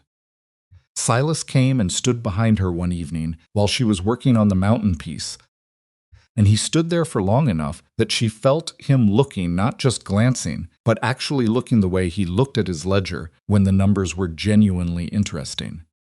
"You're good at this," he said. "I'm getting better," she said. She was, actually. She could feel it, the way her eye and her hand were beginning to speak the same language more fluently. "Where did you learn?" "My mother at first, then on my own." She added a line to the lowest ridge that she'd been uncertain about. "It was right. My father thought it was a charming hobby. He didn't think much of hobbies in a practical sense, but he liked that I did it. He used to say," she stopped. "What?" "He used to say that the ability to see something beautiful in a hard thing was a survival skill." She looked at the mountain. He said it like he was joking, but I think he meant it. Silas was quiet behind her. She could feel him thinking the particular quality of his silence when his mind was working rather than his armor. "He wasn't wrong," Silas said. She turned and looked at him over her shoulder. He was looking at the painting, at the mountains she'd put on paper, the ones visible from this same window that had looked like the edge of the earth, the first morning she'd stood here and wondered what she'd done. "No," she said, "he wasn't. The summer evenings at Iron Hollow were long in a way the winters were not long and warm, and lit with a quality of gold that seemed almost excessive after the gray months. The light staying past 9, and the land holding on to it like something it had been waiting for. She and Silas developed the habit of sitting outside in the last of it, on the bench he'd built against the south wall of the house, with coffee or without, talking or not. The talking, when it happened, had none of the careful navigation of the early months. Those conversations she'd managed like someone crossing ice, testing each step. They talked the way people talk when they've stopped measuring the distance between themselves, about the ranch and what they wanted it to be, about her paintings and his plans, about small things that didn't mean anything except that they were two people who were interested in each other's days. Some evenings they didn't talk at all, just sat in the late light with the mountains on the horizon and the sounds of the ranch settling into evening, and Mara would think, in those moments, about the woman who had stepped off a stage in a frozen town in November with a battered trunk and a folded advertisement, and a fear she'd been too proud to let anyone see. That woman had come here to survive. She had done that. She had done considerably more than that, though it hadn't been in the plan and she hadn't seen it coming, and some days it still surprised her, in a quiet and specific way, that this was the life she was in. One evening in late July, when the light was almost gone and the first stars were beginning above the mountains, Silas said, "I think about the contract sometimes." She looked at him. "The original one. The one you came out here on." He turned his coffee cup in his hands, which was his version of gathering something.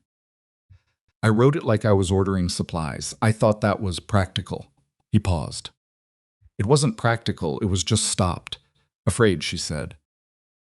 He looked at her. "Yes, I know," she said. "I signed it for the same reason." "You signed it because you had no money." "I signed it," she said, "because I was afraid of needing someone and being failed. And a contract felt like a version of needing someone where the terms were written down and the failure modes were bounded." She set her cup on the bench beside her. It felt safer than just asking someone for something and not knowing what would happen. He was quiet for a moment. "Neither of us did what we came into it for," he said. "No," she looked at the stars coming out. "We did something else." They sat with that for a moment, with the summer evening around them, and the ranch at its summer best, the grass green in the pastures, and the cattle settled, and the new hands' voices drifting from the bunkhouse across the yard. "I'm glad the timber gave," Silas said. She looked at him sharply. "Not the leg," he said. "I'd rather have kept the leg functional. But everything after." He looked at her steadily. "I'd been building walls for 3 years. I was good at it. I needed something to break through them that I couldn't argue with." "So you're saying it took a ravine," she said. "It took you," he said. The ravine was just the occasion. She didn't say anything for a moment. Stars were properly out now, and the mountains were dark shapes against a sky that still held the last blue of the day, and the bench was solid under them both. Built by his hands from the same practical impulse that had built everything at Iron Hollow because it was needed and because he intended to stay. "Contract is done," she said. "Yes, we should burn it." He looked at her with an expression that contained something she loved about him, that particular combination of dry humor and genuine surprise that appeared when she said something he hadn't expected. "You want to actually burn it. It's paper," she said. "And it's inaccurate. Neither of us followed it." He thought about that for a moment. Then he got up, went inside, came back with a folded paper and a match. He set the paper on the flat stone at the edge of the path and lit the corner, and they both watched it burn the careful terms, the cold phrases, the document that had described a transaction, and failed to predict anything that actually happened. "Burn quickly the way paper does, against all odds," she said. He looked at her. "The ring," she said. "It's accurate." He took her hand, the one with the garnet, the worn gold band of his mother's ring, and held it in the way he did things. Without ceremony, without performance. Just held it. "Yes," he said, "it is." She found out on a Tuesday in September, which was an unremarkable day in every other respect, cool and bright, the kind of early fall morning in Montana where the air has a new quality to it, something crisper and more honest than summer. The mountains showing the first suggestions of color change at their upper elevations. She had been feeling off for 2 weeks. Not dramatically off, not the kind of unwell that announces itself and demands attention. More a background hum of wrong, a tiredness that didn't resolve with sleep, a slight distance between herself and her appetite that she'd been attributing to the change of season, to the accumulated fatigue of a full summer on the ranch, to half a dozen sensible explanations that were easier to reach for than the one she'd been circling for several days without quite landing on. When she finally let herself land on it, she sat with it alone in the kitchen for a long time before she said anything to anyone. She thought about what it meant. Not practically, she could work through the practical dimensions easily enough. The ranch was in its best shape in years. They had the space, the means, the support of Gideon and the hands who had become, by some organic frontier alchemy, a kind of extended household. She thought about what it meant in a way that was harder to articulate, what it meant that the thing Silas had originally contracted for, coldly and at a distance, the air he'd wanted as a business proposition, was going to happen now in the most different circumstances possible from the ones he'd imagined when he'd placed that advertisement. She thought about the man who had written that advertisement. She thought about the man who had held her hand on the bench in July while they watched the contract burn. They were the same man. That was the thing no one would have predicted in November, not her, not him, probably not Gideon, who had seen more than either of them realized from the start. She told Silas that evening. She waited until after dinner, when the dishes were done and the kitchen was quiet, and he was at the table with his planning notebook. He had one now. Proper notebook for the ranch expansion that she had given him in June, and that he had filled 2/3 of with his precise, no-wasted-word handwriting. She sat down across from him, and he looked up with the expression he had when he was noting that something had shifted in the atmosphere which she had learned to read, and which meant he was paying attention even before she'd said a word. "I'm pregnant," she said. He went very still. Not the stillness of the early months, the controlled, armored stillness that had been his default management of anything incoming. This was a different kind, the stillness of someone processing something that has hit them at a depth that takes a moment to reach. "You're sure," he said. "Yes." He looked at the table. His hand was flat on the open notebook. She watched his face move through several things in sequence, none of which he was hiding the way he once would have. "When?" he said. "Spring," she thought. "March, maybe." "It's early still." He looked up at her. What she saw in his face was not what she had expected, and she realized only then that some part of her, the part that remembered the advertisement, that remembered the first night and the cold terms, and the man who had spoken to her like furniture had been braced for something complicated. Distance, the reflexive retreat to practicality, some version of the wall going up. Instead, what she saw was a man who looked, for just a moment, like he had been handed something he didn't know how to hold because he'd spent too long being certain he'd never hold it. "March," he said, "around then, maybe late February. The leg will be fully healed by then." He said it like he was calculating, which he was, but the calculation was coming from somewhere different than his usual logistics. "I'll need to be functional. You'll be fine by March," she said. "Albrecht said another 2 months at full capacity, and you'll be back to where you were before." "I'm going to need to." He stopped. He picked up his pencil and set it down again. He looked at his hand. "I don't know the first thing about it," he said. "Children. I have no—" He stopped again. "Neither do I," she said. "I've never had one either. You're better with uncertainty than I am. I've had more practice accepting that I don't know how things will turn out." She paused. "You learn everything you know here by doing it. This won't be different." He looked at her for a long moment. The lamp was warm between them, and outside the September night was doing what September nights in Montana do, cooling fast, the sky going deep and clear and full of stars. "Are you frightened?" he asked. The question surprised her. He didn't ask that kind of question, often the direct inquiry into what she was actually feeling. He'd gotten better at it over the summer, but it still came out slightly carefully, like something he was teaching himself. "Yes," she said honestly, "some. This is a long way from any city. Albrecht is good, but he's an hour's hard ride in good conditions." She folded her hands on the table. "But I'm not frightened the way I would have been a year ago. A year ago I was frightened of everything because I was facing all of it alone." She looked at him. "I'm not alone now." Something in his jaw shifted. He nodded once, a small and serious motion. "No," he said. "You're not." He reached across the table and put his hand over hers, which was not a gesture that came naturally to him even now. Physical tenderness was still something he did, like someone who has learned a language in adulthood, careful, deliberate, more fluent than he'd been, but still aware of each word. She covered his hand with her other hand. "March," he said again, quietly. Like he was putting it somewhere in himself, he'd be able to find it. "Around then," she said. "Yes."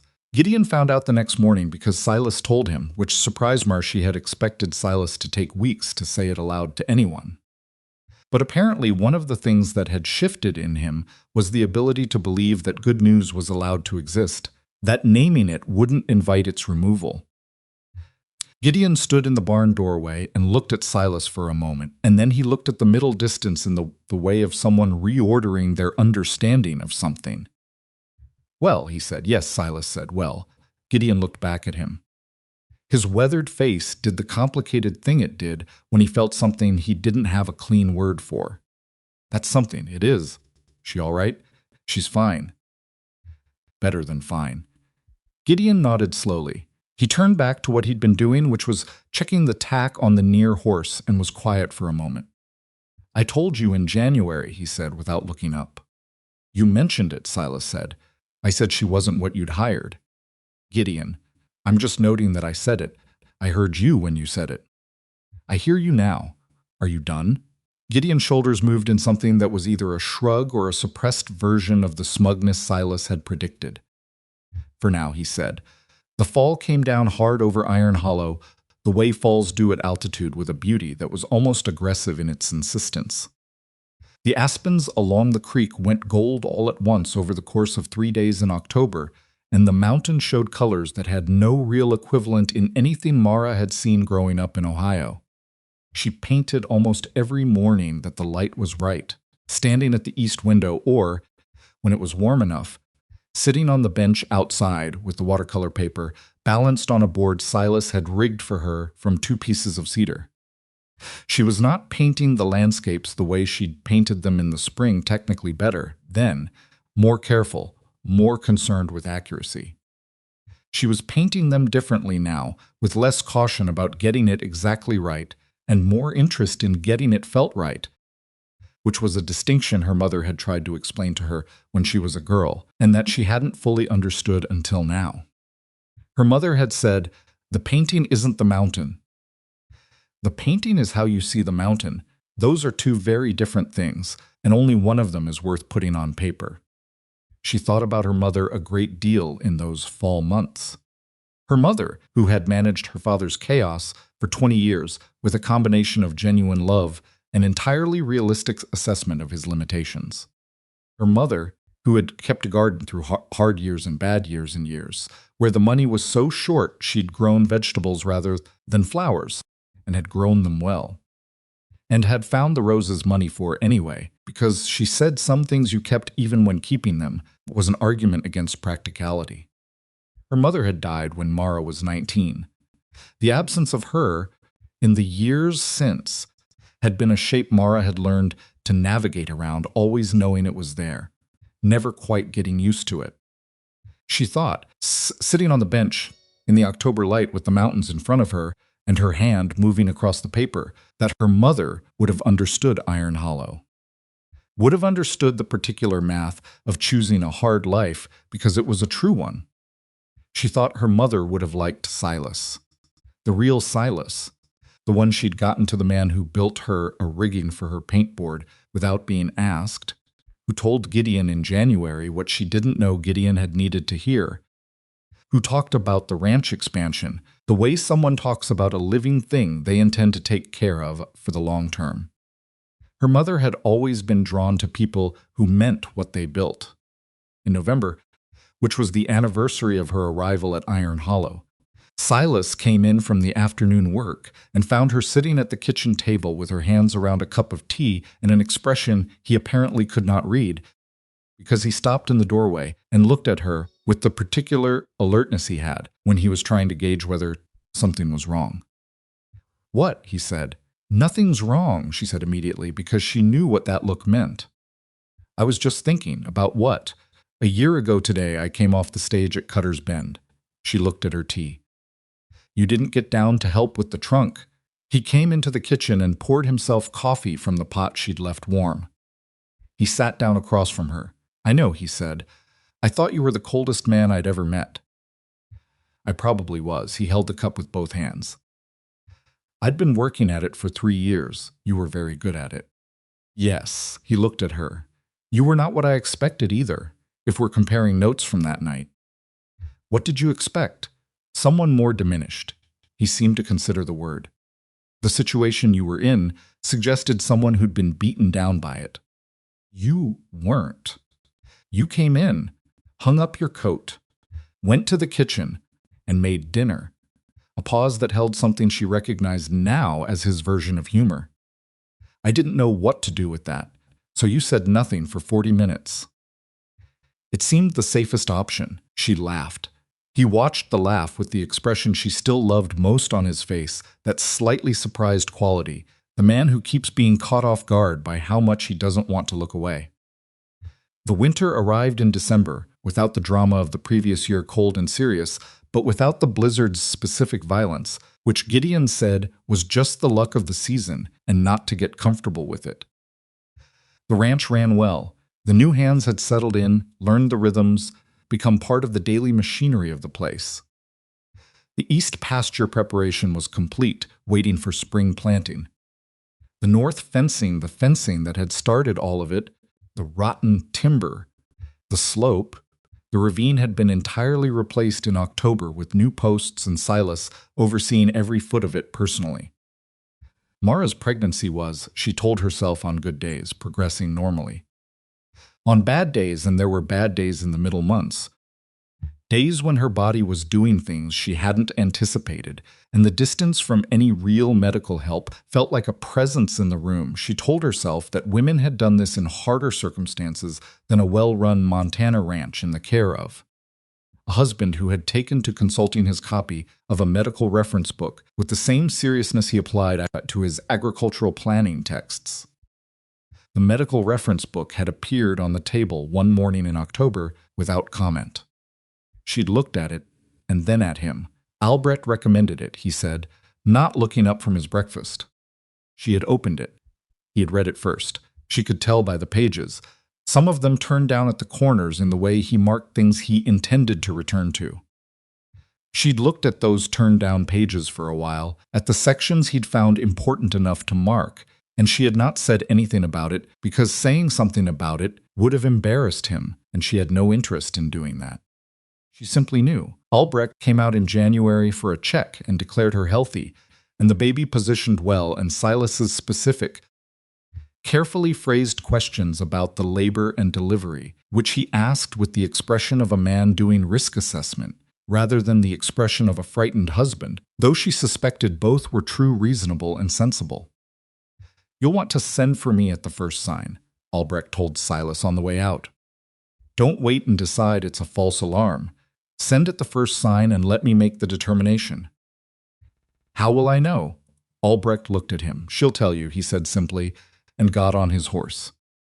She went into labor on the last day of February, which was not March as she'd calculated, but close enough, on a morning when the overnight temperature had dropped to something Gideon described as sharp, meaning the specific cold that has an edge to it rather than a weight. She woke at 3 in the morning knowing, and she lay in the dark for a few minutes establishing that yes, this was what she thought it was, and then she put her hand on Silas's arm.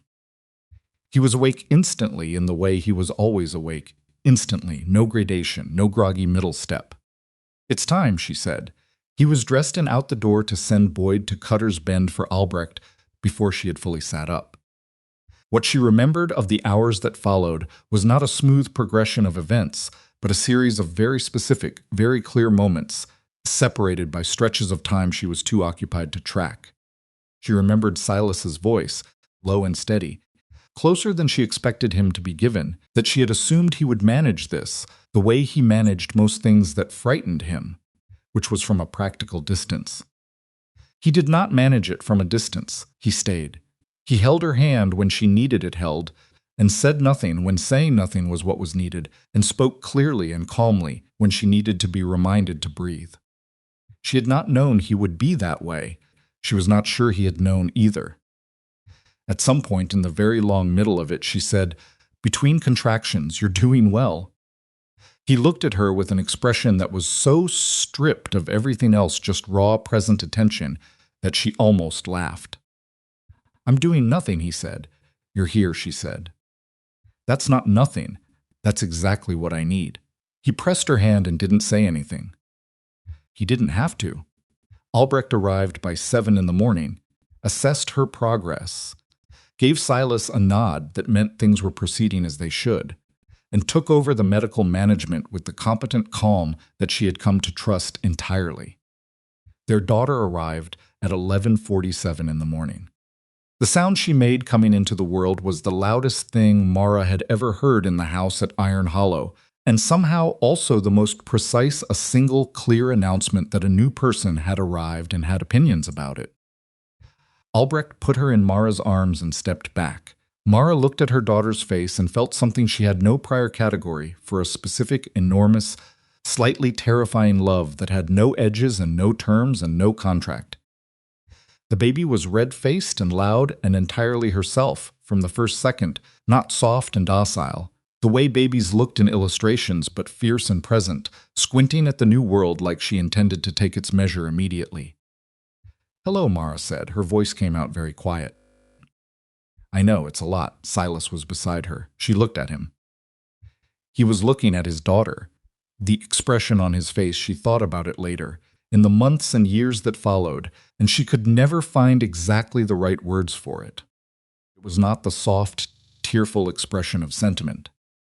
It was something harder and more durable than that the face of a man who has been carrying a specific emptiness for a very long time and has just understood fully, completely, in a way that cannot be argued with, that it is no longer there. Wren, Mara said. They had talked about names in January, carefully, and with the same seriousness Silas brought to practical planning. She had said she liked names that were their own thing, not inherited, not loaded with anyone else's history. He had said, after a long pause, that he'd always thought Wren was a good name. Smallbird, he'd said. Gets where it's going. Wren, he agreed now, quietly. Gideon found out 40 minutes later because Silas went downstairs and told him, and Mara could hear distantly, from upstairs Gideon's response, which was not words so much as a sound, the kind of sound a man makes when something good lands in him too fast for language. She held her daughter and listened to the sounds of the ranch outside the horses, the work, the ordinary music of the place, and she thought about the word home, which was a word she had been careful with for the last several years of her father's failures and her own displacement. Careful in the way you are with a word that has let you down. She was not careful with it now. The year that followed was the hardest, and the best in ways she hadn't known could coexist so completely. Wren was not a placid baby. She was loud and decided and particular about what she wanted, which she communicated at volume and without apology. She slept in stretches that were never quite long enough, and the nights in the first months were a kind of sustained endurance that Mara got through on coffee and the stubborn conviction that this too would change, which it eventually did, though not as quickly as anyone hoped. Silas did not stay at the edges of it. That surprised her most. In those early months, the degree to which he was simply present for all of it, the difficult parts included. He was not a natural with the softness of infancy, in the way some people are. His hands were a rancher's hands, big and calloused, and he held Wren with a carefulness that was almost over-precise, like someone moving something fragile. But he held her. He got up in the dark when Mara was too exhausted to move. He learned, in his methodical way, what Wren needed and when, categorizing her different cries with the same focused attention he gave to the cattle's behavior patterns. She found him once, at 2 in the morning, sitting in the chair in the corner of the east room which had been converted, with the practical efficiency that characterized most of Iron Hollow's improvements, with Wren against his shoulder. He was not doing anything, not reading, not looking at the window. Just sitting in the dark with his daughter, one hand spread across her small back, and he had the expression of someone who is exactly where they are supposed to be and knows it. He didn't see Mara in the doorway. She went back to bed and lay in the dark for a while before she slept, feeling something that was not quite happiness, because happiness was too light a word for it. It was more like rightness. The specific, substantial weight of a life that had become what it was supposed to be, not by plan and not by ease, but by the accumulated decisions of two imperfect people who had, against considerable odds, chosen each other and then kept choosing. The spring brought the first hay harvest from the east pasture, which came in under projection but not badly under Silas recalculated, adjusted, was unsatisfied with the number but not defeated by it. The east pasture would perform better in the second year. He was already planning for the second year. Mara went back to the accounts fully in April. When Wren was old enough to be left with Gideon for a few hours in the mornings, a development that had not required Mara's permission, only Gideon's uncomplicated willingness, which was total. Gideon, it turned out, was profoundly comfortable with infants in the practical, unself-conscious way of someone who had grown up in a large family and retained the knowledge in his hands even when the years between then and now were considerable. He held Wren without excess ceremony and talked to her about the ranch work in the same voice he used for everyone else, which seemed to suit her entirely. "She's going to be a rancher," Gideon said one morning, watching Wren examine a fence post with the concentrated attention of someone conducting an inspection. "She's 4 months old," Mara said. "She's got the look," Gideon said. Serious eyes. Doesn't miss much. Mara looked at her daughter's serious eyes and thought that Gideon was probably not wrong. What she painted that spring was different from everything before it. Less landscape, though, she still painted the mountains. She would always paint the mountains. They were as much a part of her now as anything she'd carried in from Ohio, and more particular. She painted Wren's hands, which were a subject she returned to repeatedly, astonished each time by the specificity of them, the way they held things, the absolute newness of them in the world. She painted the kitchen at different times of day, the light moving across the same surfaces differently each hour. She painted Silas's boots by the back door, which was the image that came closest, she felt, to saying something about the life they'd made, the worn leather, the mud on the heel, the fact that they were there, solidly and without question, belonging to someone who came back. She sent 3 paintings to Mrs. Hartwell in Ohio, rolled in oilcloth and carefully packaged. Mrs. Hartwell's response arrived 6 weeks later, a letter that was largely indescribable in its warmth, and which said, "Near the end, I could see the mountains in the painting, Mara, but more than that, I could see that you were happy. Not the kind of happy that means comfortable, the real kind." I was so relieved I had to sit down. She read the letter twice and then put it in the small cedar box where she kept the things she wanted to keep. Alongside the last letter from her father before he died, and the folded paper from the original advertisement that she had never quite thrown away, even after the contract burned. She kept the advertisement. She was not entirely sure why. It was not sentiment exactly. She had no romantic feeling about the document that had started all of this. But it was accurate, in its way, to something true, that she had been a woman at the end of her options who had chosen the hard thing over the easy diminishment, and that the hard thing had become her life. There was something worth keeping in that.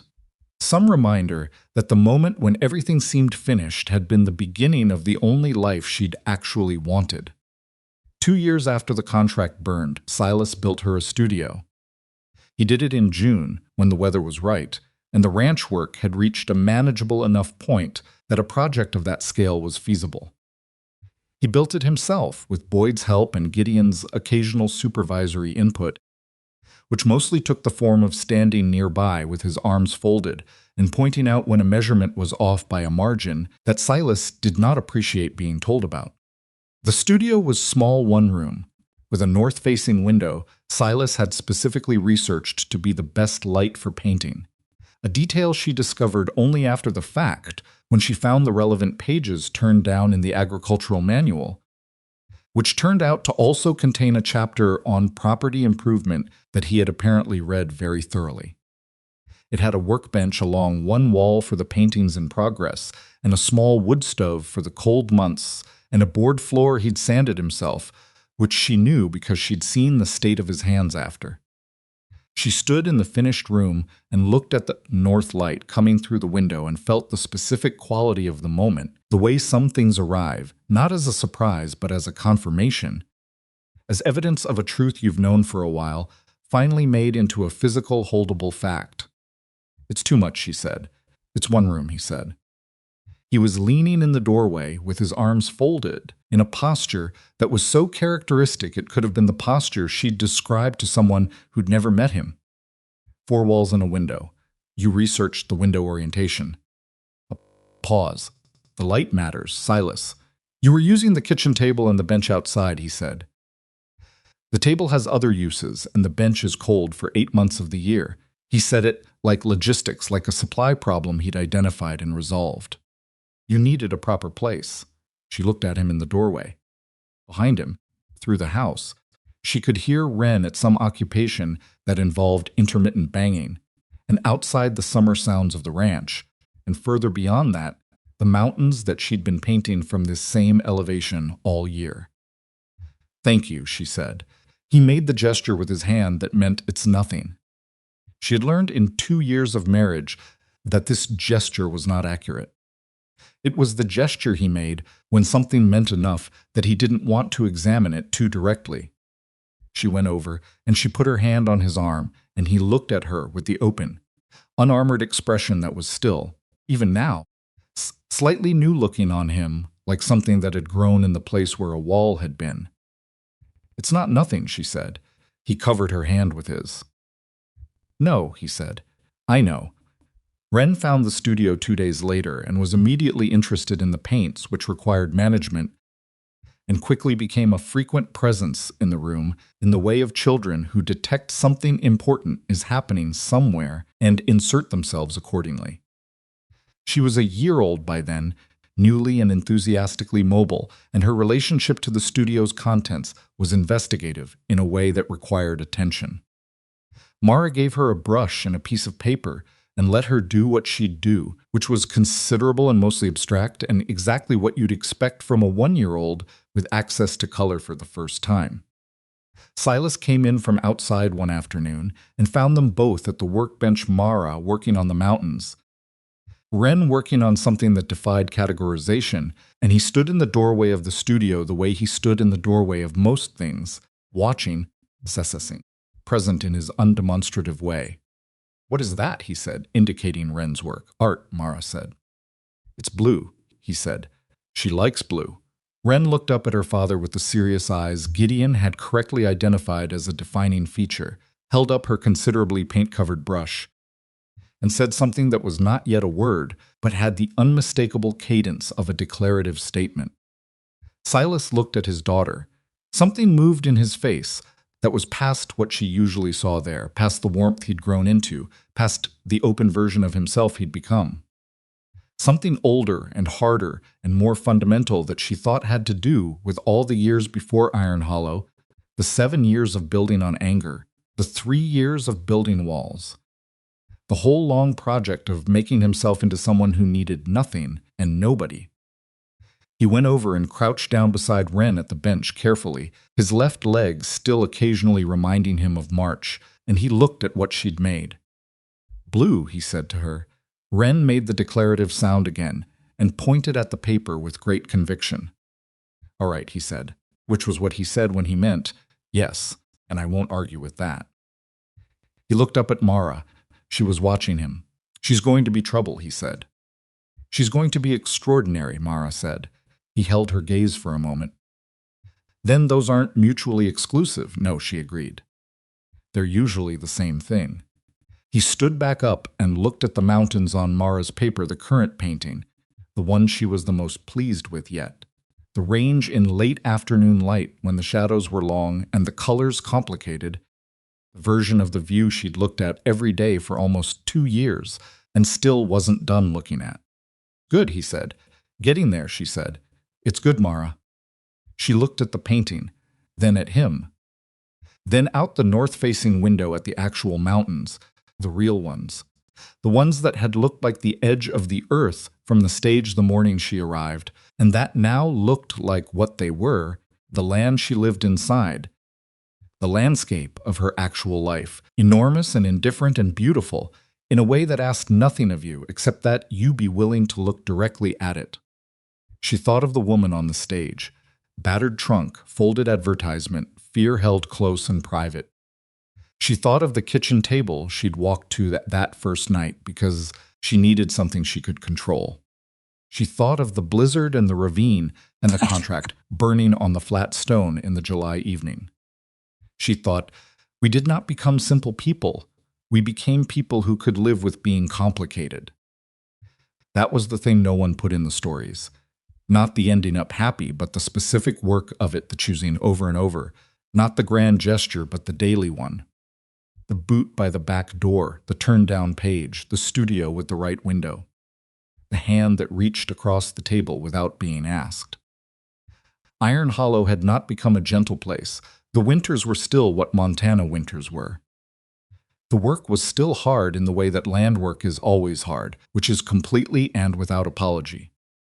There would be bad years. She knew that years when the market was wrong, or the weather was worse than survivable, or something broke that they didn't have the resources to fix cleanly. That was the nature of what they'd built. There was no version of this life that didn't include those years. But there was also this, the north window and the mountains. Gideon's boots by the barn door and Boyd's particular way of fixing fence and Clem's inexplicable ability to find humor in the worst weather. Wren's serious eyes and her conviction about Blue. Silas's hand over hers on the table in the lamplight, no ceremony, just presence. A life, a real one, the kind that has weight to it. She picked up her brush and went back to the mountains.